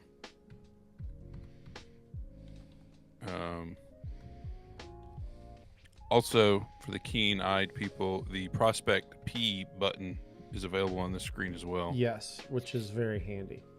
You know, one thing we didn't talk about was the whole last touch thing, Okay. which I think is worth spending a little bit of time on. Educate me. Okay, so last touch is a data point that's basically telling you when was the last time that you had like an interaction with the customer. And as you know, as with all things, right, it can be matters of degree. So in your organization, you might not consider an email exchange to be a real touch with the customer. That could just be the normal course of business. So where that is all, and I can't believe we missed this setup screen. Where that gets determined is in activity type maintenance. So these activity types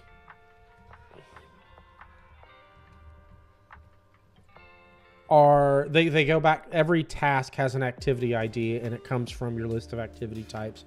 We really kind of glossed over it, but what's important about it is this hard touch checkbox. If you check hard touch here, whenever you do a task, and I think it's when you complete the task. When you complete a task for an activity type of a hard touch that's checked hard touch, it will update that date automatically and say the last hard touch you had with this customer was March 26th or whatever. So again, it's a good data point to have, just knowing you can report off of that or whatever. Hey, show me my customers and, ones that I haven't talked to in 90 days or whatever that is. So that also, and that reveals itself. I think it reveals itself at the contact level here. And then if you're in tasks, And it's right there. It shows you too next to customer. Last touch. Yep. Right here. That's drillable, which is interesting. So let's just see if we can bring that to fruition. So let's add a task. And let's say we had this phone call. So we don't really need a reminder. This is going to be complete. Now we've got you can always set something to be a hard touch. But what you'll see is if we set it to call, that automatically gets checked. We don't need a follow-up per se.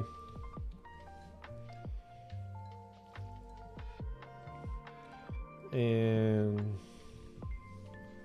that, and we say okay. What's the difference between okay and commit? I think commit will keep the screen open. Yeah. Okay. Because save is way too, easy to understand.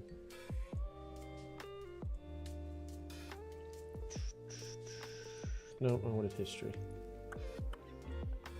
And there we go. So we get our last touch gets updated, and it gets updated at the contact level. One thing, so I think I did. What happens if you drill into that? I'm just curious. Shows us exactly what happened and who did it. It shows you the task. I mean, look, we can sit here and talk about the layout of the screen, which is okay. But the instant access to information like that's useful. I think it is. I mean, I don't know. Not everybody may agree. Another nice thing to realize, again, tasks, I think, is extremely context sensitive. So I believe the last time I added a task from up here at the upper screen, so it just links out to the customer. But if I cancel that and I right click on the actual who and add a task, that it links out to the actual person. So again, that's why I always recommend be as specific as you can about where you're clicking on the screen to add that task, because that can really drive how easy or painful it will be to get the information into setting up the task. So, for my own edification and the ones and ones of people out here watching, That was hurtful. the follow-up function with tasks. Obviously, ours is heavily modified. It's tied into our emails and all kinds of funky stuff. I remember when I first went live on P21, we tried to understand how that follow-up notification would work. Is that something easily that we can show? Yeah, I think so. So if we say that this task is due by 12:45, we're going to leave it open. Oh, wait a minute. You're saying follow-up, not necessarily... Something that's going to pop up on my screen that says, hey, I have a task due, or here's my reminder. Well, okay. So that's a reminder. Okay. So if I set a reminder for an hour before... Oh, don't do an hour. I'll forget why we did that. Well, remember this is... I'm supposed to call them, and I want a reminder an hour before 12:45 on 3/26. Oh, I got you. You see what I'm saying? Okay. Commit.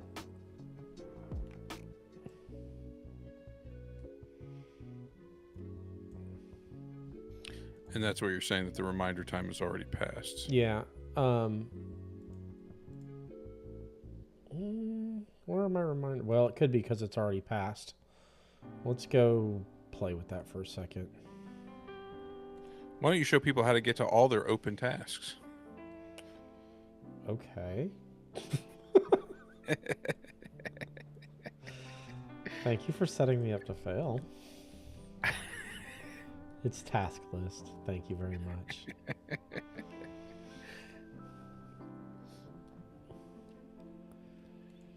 Which one was it? Should have been this one. Yeah, complete by 12:45. So if we edit that task, all right, it's 12:25 now. So let's set that to 18 minutes before. Gotcha. And let's see what happens with that. All right. But I should, yeah, there's a bell notification right there. Okay. And then you can snooze it, dismiss it. You can actually open the task from there. Okay. Yeah. Maybe we were just struck because it was. You remember when we went live? We were on 2019 version of the web. Yeah, and I think that this piece here has definitely gotten better as things have gone along. The one thing that is kind of weird to me. Okay, it's back. That is weird.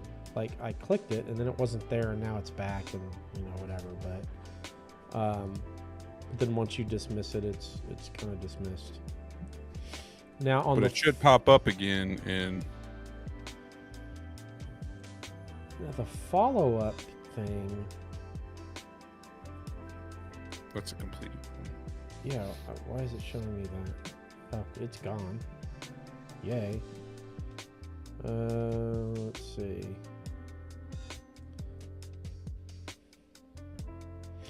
Wow, yeah, this is awesome. This is kind of just like a to-do list. I mean, you can get back to those things, but like for us, when and I'm trying to remember how the follow-up piece of this works, because it is a little bit different. Follow up, forward comments, all. And then let's complete by tomorrow. And it's assigned to us. I'm trying to remember, do we actually get... Let me go back to task list.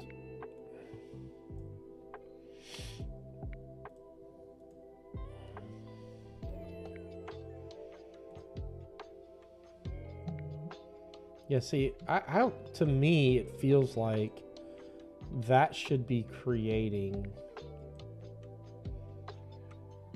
another task, right? Yeah. But I don't think that's actually what it does.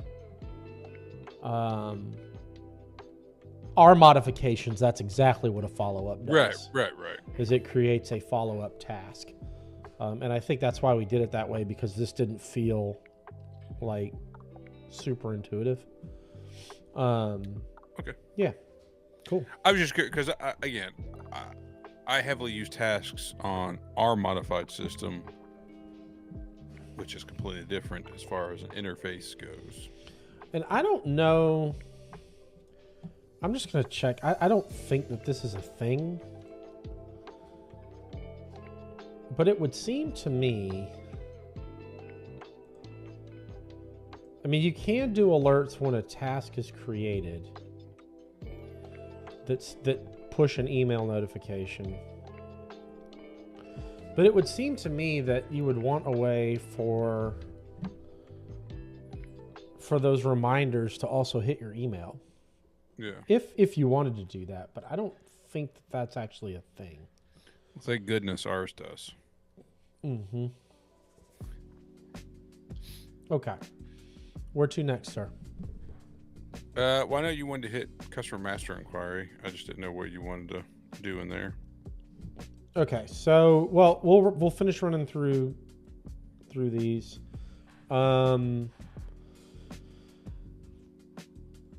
Again, physical address can be changed. Credit status cannot. A lot of people get a little like, hey, I don't like the fact that there's this much information in CMI. Don't forget that you have the tab designer available as a DynaChange option for sysadmins. So you can go create versions of the tab layouts that remove certain tabs for certain roles or certain people or whatever. So, you know, I want to be careful about saying go crazy with DynaChange. Don't. Because it's a lot easier to manage in the web client than it ever was in the desktop client, but it's still a lot to manage. The more that it diverges and the more versions you create, you know, it can get out of hand in a hurry. So just keep that in mind. But again, people know you can do screen changes. They know you can do rules.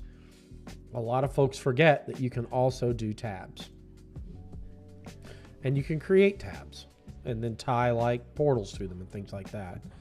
So that's good. Or Report Studio. Or Report Studio. Let's see. Invoices is there. This is all credit stuff as well. Their order history. Well, let me ask you this. Sales inquiry screen. Sales master inquiry. Yep. Is that filterable down to just a particular customer? It is, but it would kind of defeat the purpose. Well, actually, no, it's not. It's filterable to a rep or a territory or whatever. The purpose of Sales Master Inquiry is to provide you lists of customers that meet specified criteria. Okay. All right. So it's Sales Master Inquiry. And you can set and save criteria here like you can in Porg and other places. We're just going to run it wide open. And then you can cut things down by territories or, you know, if you set up marketing campaigns, and which I've never even used, we can certainly take a look at that and see if we can figure it out. You can look best based on credit status, whatever. So when we pull that back, we get back a list of customers in the bottom pane.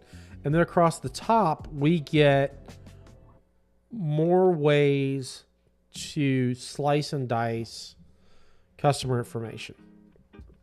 So the first block there, the leader bleeder definition, that is telling you how much a customer's sales are up or down year on year. So it's looking at the previous 12 months and the 12 months before that. Okay. By default, your leader definition is 30, 20, and 10% up for A, B, and C. And then 30, 20, and 10% down is how they're defining D, E, and F. You can change these to whatever you want. Anyone that's between -10 and +10, they're not going to have a grade at all. They're going to be looked at as you're basically even. Again, you can change those definitions. And so you could say, okay, anybody that's plus or minus 5%, I don't even want to look at that. So you would maybe change these 2 to 5 and then say, I only want to see leaders and bleeders. And that's going to take everyone that doesn't have a ranking because they're within plus or minus 5 of the previous 12 months. They're not even going to show up on this list. So the whole point of this list is to be able to show you where you're doing really well and maybe where you're not doing so well. You can then start to filter based on their sales order activity. Now, to me, like the touch with new customers, I think for distributors is very important. So you can say, hey, show me customers that have placed their first order in the last 60 days. Or it has, it's been 60 days since their first order, or days since their last order has been 10 days or whatever. So the reason that Soyo fell off is because they are not more than 60 days past their first order or their last order for that matter. Customers that are one-time sales. I just want to look at customers who have only bought from us one time because that may be important. Mm-hmm. New customer, I'm not 100% sure what defines that. I'd have to look into that. I'm assuming customers that don't have any data in years prior. Let's see. Let's look at only. Yeah, that's probably what it is. Go ahead. Ask away. So it's either yes, include new customers, only new customers, or no new customers. Right. Include quotes. Will that affect their leader and bleeder? I think that would affect like if their last order was actually a quote, it would be counted. I got you. Yeah. I got you. Okay. Other filters, customers that don't have a next task. They're knocked down to certain sales rep ID, certain NAIC or SIC codes if you're using that, certain lead sources if you're using that. If you want to knock it down to, hey, I only want to look at people that have bought at least X, or that we've done at least X in free freight or whatever, you can do that. You can filter further by class. And then you can also filter down based on addresses. So you could say, I only want to see people in the state of Texas, and you would be able to filter for that as well. So, these are, those are really good ways to be able to filter data. And then what it's going to tell you is it's going to kind of start to bucket out, like what have their sales been in that period, in these periods of time. So they've had $565 worth of sales in the last 365 days, but zero before that. So their year-over-year variances, they're up 100%. It's going to show you what kind of margin you're making on them. It's going to tell you how much freight they have paid in the last year, how much freight you have paid on their behalf in the last year. Open order value is there, number of orders is there, average order size, their whatever their open quotes are, how many quotes you've written, what your conversion rate is if you're doing convert quote to order. It's going to show that. Opportunities, if you've got them, how many, what they were worth, if they're open, when you open the account, last time you had a hard touch, what the last task you completed was, what the next task you need to complete is, what their DSOs are for AR stuff. I'm not sure on the cost to carry there. I'm not sure how that's calculated. I'm not sure what compensating daily sales is. But yeah, I mean, if you're in sales working in P21 and you're trying to strategically figure out like which customers am I losing that I need to be more proactive with because, hey, they normally place an order, and I think it even says somewhere in here, like the average number of days that transpire between orders. Or maybe I'm just completely hallucinating that. I thought that used to be in here. You could calculate it though. You just take 365 divided by the number of orders. But, you know, you can start to figure out, hey, these customers are overdue. They should have placed an order by now, or whatever you want to look at. But you can really take, especially if you've got a couple of hundred customers, and you need to be able to knock that list down quickly to show me the 10 most vulnerable customers that I have because they haven't bought from us in 60 days or whatever. At one point, I think they've taken stuff out of this. At one point, I thought returns was in here. Did I miss that? I wonder if they just took it off screen, but it's still available. Now I want to know. Because I know at one point they had... What is that email blast? I don't know. I'm about to find out, though. Average order size is there. Average days between orders is there. Okay, cool. Days since first quote. Cogs. It's just they don't put all the info there. Yeah. But I swear I thought there was some RMA value in the last 365 days. So this allows you to figure out which customers are returning a bunch of stuff. So anyway, I really, really like this screen. I found out about it really early on when I started working with P21 almost 10 years ago. And I was like, I don't understand why everyone doesn't use this. Mm-hmm. It is for knocking down that list of customers to what do I really need to focus on. I don't think there's a better way to get that information than Sales Master Inquiry. Email blast. Select contacts to bulk email. Interesting. Yep. And you can even copy all of that to the clipboard. Really? That's pretty cool. I'm going to just do this.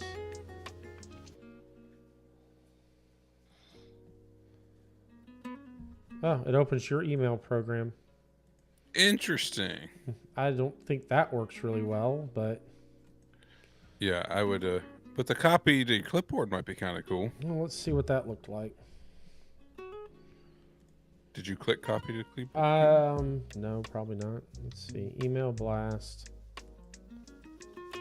And then clipboard all email recipients.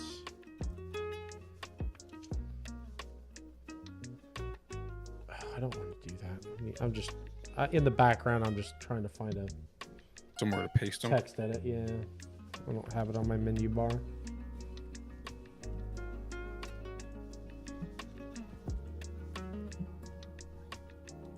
New document.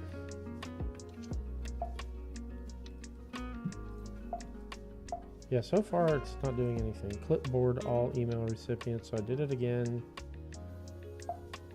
Yeah, that did absolutely nothing.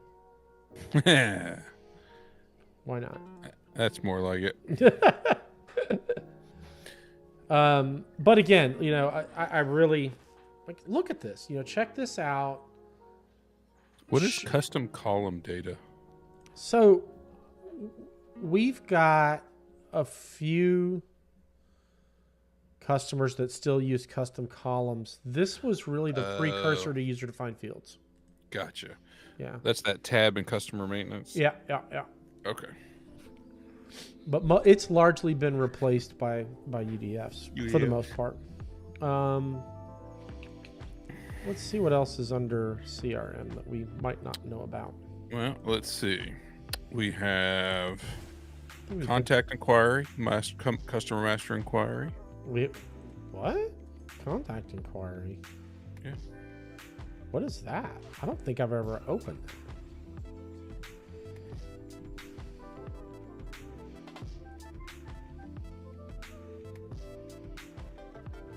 Wow. That's interesting.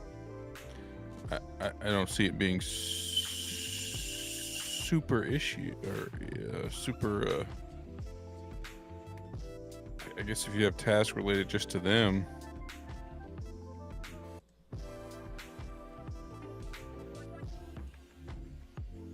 I still want to look at the marketing campaign thing. Yeah.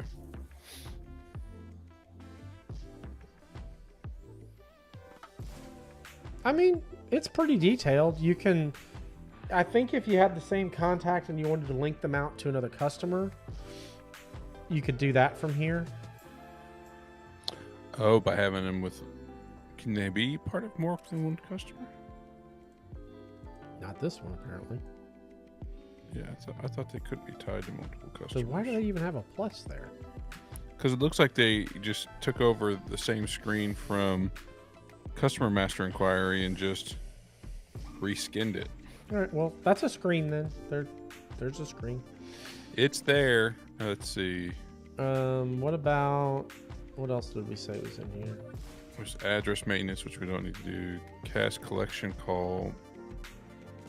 Contact maintenance. Notepad, ship to. Task. Yeah, we've been through most of that stuff already. Title maintenance, I mean, okay, it's there. So that's just if you. Who bought what report? If you use them, you know, that's how you maintain which ones are in the drop down.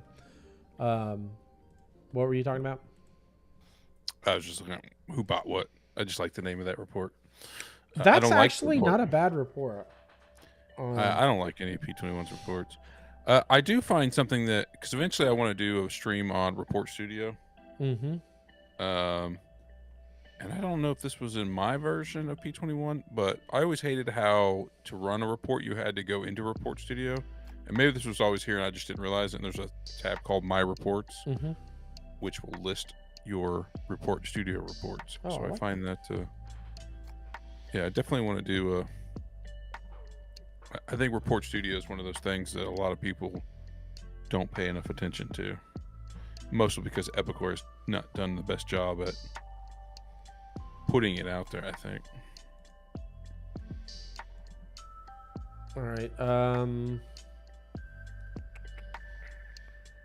Let's see here. Don't forget about marketing tools and Salesforce automation are part of C. Yeah. Okay. So let's get into this.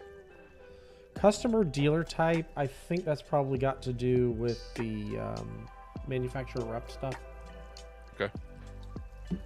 Would be my guess. Marketing campaign maintenance. Okay. So let's say. Do I also have to do this? Let me start from scratch. Just to... In case anybody hasn't noticed, it's not always clear which ones are ones you have to create and which ones are the ones that P21 will create for you. Well, this is exciting. So let's save it. Come back into it.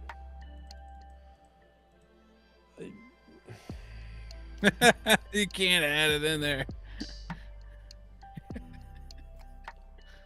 My mouse is there. Okay, kind of flipped out for a minute. Add items. Okay. So, okay, here we can add like a legit, just an item.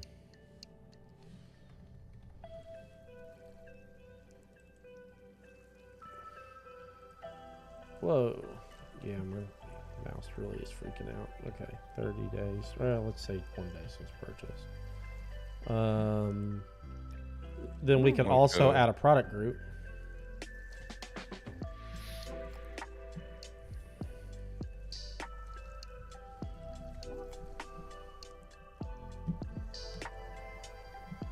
What did you do to your mouse? I don't know what's going on with it. It's kind of just weird. I just slammed it on the desk for a second. That seems to have helped. Or we can get into people who didn't buy a certain thing. All right, so that's that campaign. And then if we say, so I want to see how that ties back over here. Maybe have to clear.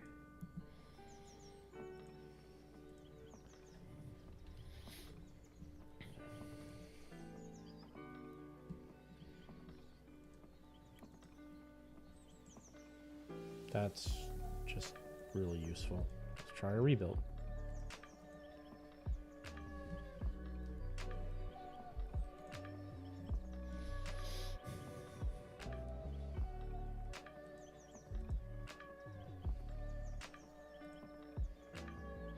Problem is, it's interesting. So now you're filtering it down to people that would fit the criteria of that marketing campaign. So if I said, I am specifically interested in targeting customers who did or did not buy a particular product or line of products. and so is product group and item ID the only options you had? That's all I saw. Which, to me, again, that goes back to... I know what you're going to say, and you're right. I am not going to say you're not. I think that I would really like to see sales discount group in there. I think would be good. Price family might be good. Yeah, it's interesting to... I mean, again, product group, I've seen people use it as all of a vendor's particular item, which again, really doesn't make sense. But at the same time, what if I wanted to look at a supplier's line of items? You know, who's bought all these DeWalt drills? Yeah. Well, I have no way to do that. No, for this. You don't. But, you know, one thing that's interesting, though, is like you bring up a great case study of people that bought DeWalt drills. Well, what if we said, and this is where I think from a distributor standpoint, this is low-hanging fruit if you take the time to think through this. Show me people who buy safety glasses from us. So that's what you're putting at the top.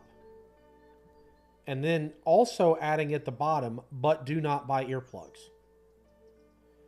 Anybody buying safety glasses probably needs to buy earplugs, right? Mm-hmm. Anyone buying a grinder should be buying the consumables for that.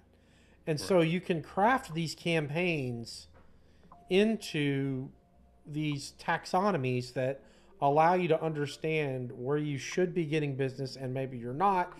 And you get that into a list and say, okay, everybody run your sales master inquiry for the grinding wheel campaign. And they can look at that and they will get their customers.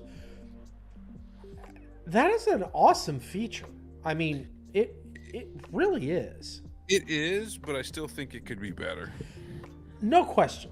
No question. It should have more flexibility. There's a lot of things it should have. But the fact that it exists at all, when people say, I don't think I'm getting the most out of P21, I guarantee you most of them are missing the boat right here. Bought X, did not buy Y. Does that make a graph somewhere?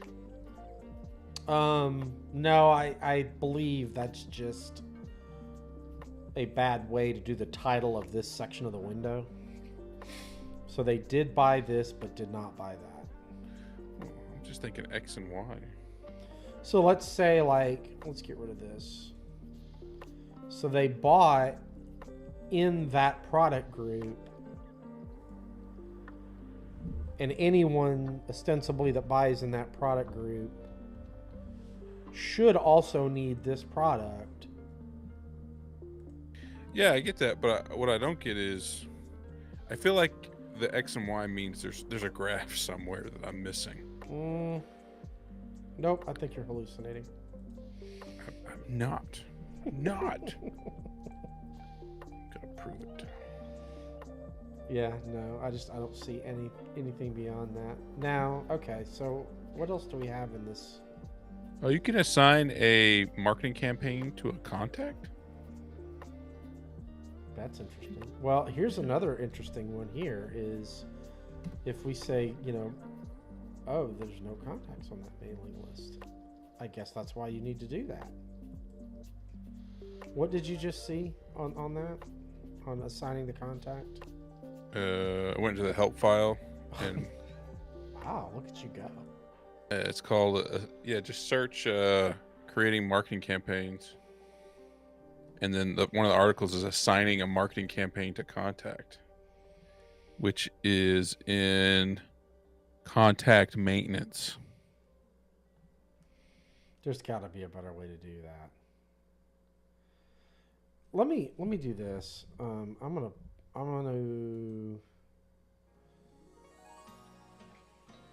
pull this out and just see if that gives us anybody. Number one. Okay, it does. Now, does that affect my... Here goes the mouse again. Does that affect my mail merge?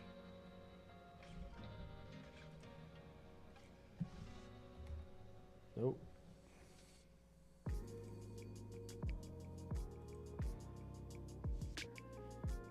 See, I'm not really big on the idea that I would then have to go in and do like some sort of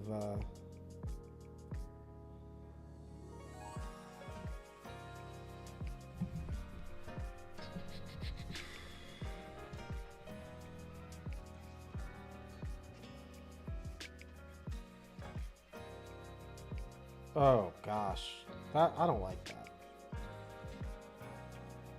I don't like that at all. There should be a way, unless maybe you can do it from here somehow. Can we add them? Yes. Okay, this is better. But add customers. That's not contacts. Right, but you would think it would add the contacts underneath that customer. Maybe let's find out. Yeah. So now it's going to give you a list of who you want to add. This is better, but this is hinky. I don't know if I'm sold on this. But now at least I should get something in the mail merge. And then export it.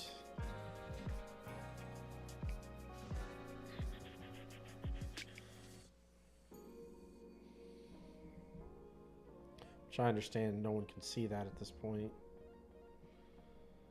I can't even really name the file. I'm not really 100% sure what to do from here. Like, I'm assuming this works better on a PC, but on a Mac, like, I can't really do anything.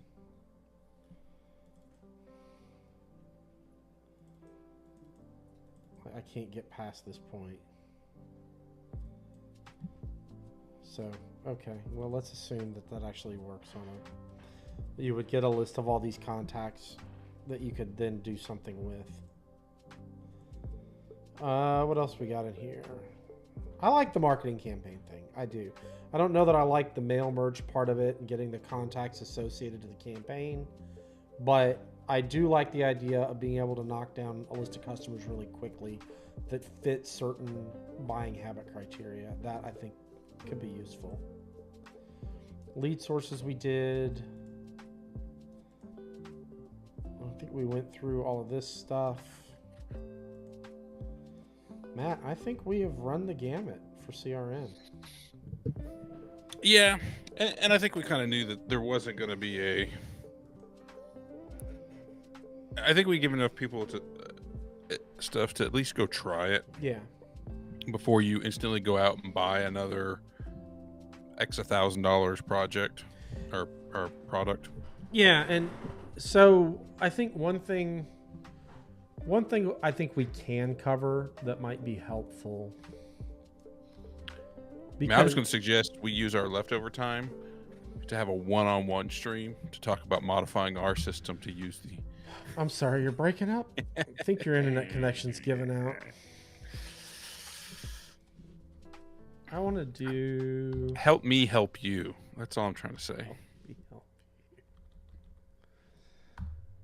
I wanted to do this. Let's see.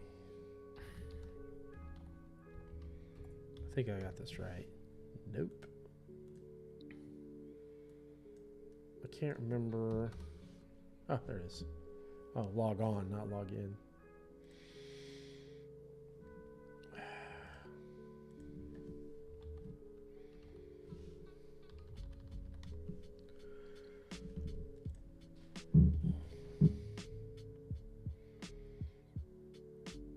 Brad doesn't know he's going into the API. Well, I just wanted to just kind of cover that. You know, we've been talking mostly about two areas of the system,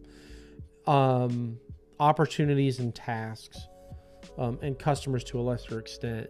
But again, if you're looking at outside systems or whatever, and you want to integrate back to P21, there are points of integration for opportunities, for tasks, for contacts, customer / prospect. So this is something that whether you did it with the API or whether you did it, you know, however, I still think even if you're going to use an outside system, that there is some value in getting that information back into P21 somehow. Mm-hmm. That's really where I was going with that. But yeah, other than that, I think that's all I've got, man. I can't think of anything else. Go sell more stuff. I don't know. But I could try that. Could try that. If only you had the right system, right? I mean, it would be a lot easier if I could tie my quotes easier to my opportunities. It looks like it is. I want it better, though. All right. Well, look, we really appreciate everybody joining in on this one, and we will endeavor to get the next topic out a little bit sooner this coming week. But we really appreciate all you guys, and we look forward to seeing you on the next live stream.